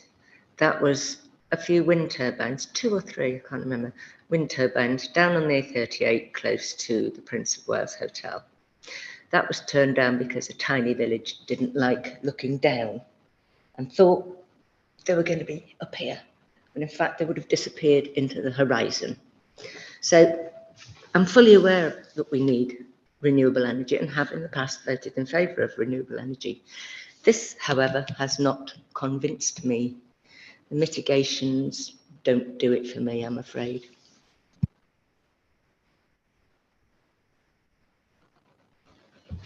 Any more debate? I mean, if somebody's wanting to propose an amendment to the Officer Advice, yes, Luca. I would like to propose an amendment that the Saturday hours are limited to 11 o'clock at most, or preferably, if any other members would support me, erase Saturday altogether. I'm seeing from nods around the committee that there is some support for that. Which is it? No Saturday or 8 to 11? I think Lucas is proposing that Saturday working hours are from 8 till 11 rather than 8 till 1. Is that right? Whether they feel it should be erased altogether or at most from 8 till 11. What do people feel? Can John come in on this? A bit of, yeah. Yeah, I just want to seek clarification. Are you saying no deliveries on Saturday, or are you saying no work? Well, site work or work is fine, but I mean it's the road traffic, the big articulated lorry on that lane. Sorry, I thought you were proposing restriction of hours from 8 to 11. Are you now proposing no Saturday working hours at all? Well, I'm saying this depends on the other members of the committee. Yeah, I could. Mark, let's have a bit of debate on that then. I'm just trying to grasp onto the amendment. The way I read it was working is okay on a Saturday, just no deliveries to site, to and from site. And I would support no Saturday deliveries, but maybe we also need to stipulate that between certain more sensitive in the summer. So that could also be something to consider as working days between, April to October or something like that might be relevant here. But I would say no deliveries on a Saturday, but working within the hours defined would be okay as I see it. It's just the deliveries. Yeah, I would agree with that. No deliveries on Saturday. Okay, so no deliveries on Saturday. That's what. But work within the site. Simply no deliveries. Okay. Yeah, Martin. I'd like to support Lucas's approval, but I'm a bit nervous. I don't know what trouble we might be getting ourselves in. I mean, are we going to be? Can anyone guess what chance of a challenge, of an appeal of it? How do I don't know how to assess that. I'd like to say no work on Saturdays or no deliveries on Saturdays, but I'm not sure of the consequences. Okay, can I just let legal come in with a bit of legal advice? I think it's difficult to say what the risk of challenge is. I think you've heard the advice earlier from Jerry that in terms of the 8 to 11, there's no firm evidence behind that, and Councillor Shoemaker, you know, he did push back and say, well, what's the evidence between 8 to 1? I think if you go to your position, you know, there is a risk that the developer may seek to challenge it, and if that is the case, then, you know, I think the officer advises it may be difficult to defend that if it went to appeal. However, it's within your ability to do that, and you've given your reasons for it, which can amount to planning reasons in terms of amenity, etc. So if that's your, you know, desire as members, then, you know, if that's proposed and seconded, then Chairman, I suggest you put it to the vote. Well, I think so far we've been sort of debating what the motion might be. I haven't actually got a proposer or a seconder. Are you proposing, Lucas? Yeah, I'm proposing no Saturday deliveries. No Saturday deliveries, and that's seconded by Mark. Okay.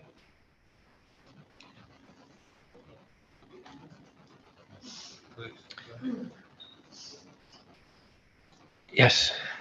I think we have to stipulate that the evidence behind that is the sensitive relation to a tourist destination, and the highly sensitive nature of these lanes for this application, especially around the Whitminster area. So I would cite those as the committee's reasoning. I would propose that. Yeah, I was just going to say it might be difficult to quantify, but we can still say what our reasoning is, and it's basically the impact on the areas that you've highlighted, which are basically impossible to quantify, but we know there will be an impact, or we think there will be an impact. We could narrow it down to the Whitminster element only. You know, the Moreton Valence one's off the lay-by, well, who cares? But would you like to? Is that what you're now proposing? If Mark's okay with that as a seconder, then we can amend that without a vote or anything. Okay. Yeah. So yeah, I think officers are now clear on that. Yeah. So it's no deliveries to the Whitminster element of the site on Saturdays, on the reasoning that we feel is important, the impact on the local amenities, the canal. Yeah. Yeah. Okay. Okay with that? Yeah, I think that's...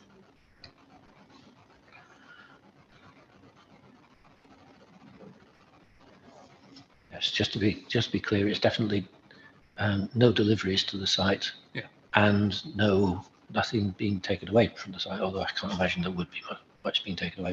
But on-site work is fine. Just no deliveries. Yeah. Okay. So if everybody's clear on that, everybody okay to? We don't need to debate on that. Yes, the amendment was changed with the agreement of the chair, of the proposer and the seconder. So that's now the proposal. The amendment, yes. Yeah. Whatever, we're voting on it. So it's one. Are we ready for the vote?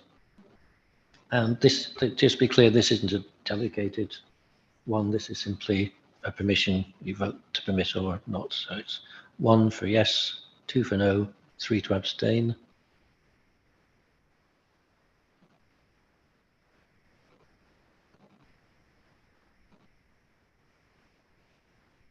Clearly, we're not allowed to vote for it.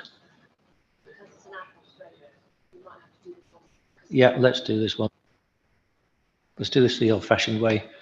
So all those in favour of the amendment as discussed and agreed? That appears to be unanimous. So hang on a minute, I've lost track of that now. We've voted, now we have to go back to the actual, yes, the permission. So all we've voted on so far is the approving that amendment. So now we have to vote on the officer recommendation as amended. Okay. So again, 1 for yes, 2 for no.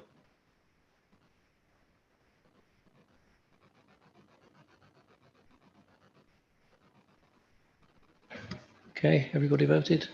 Yeah. Okay, so that's carried. That's permitted as amended.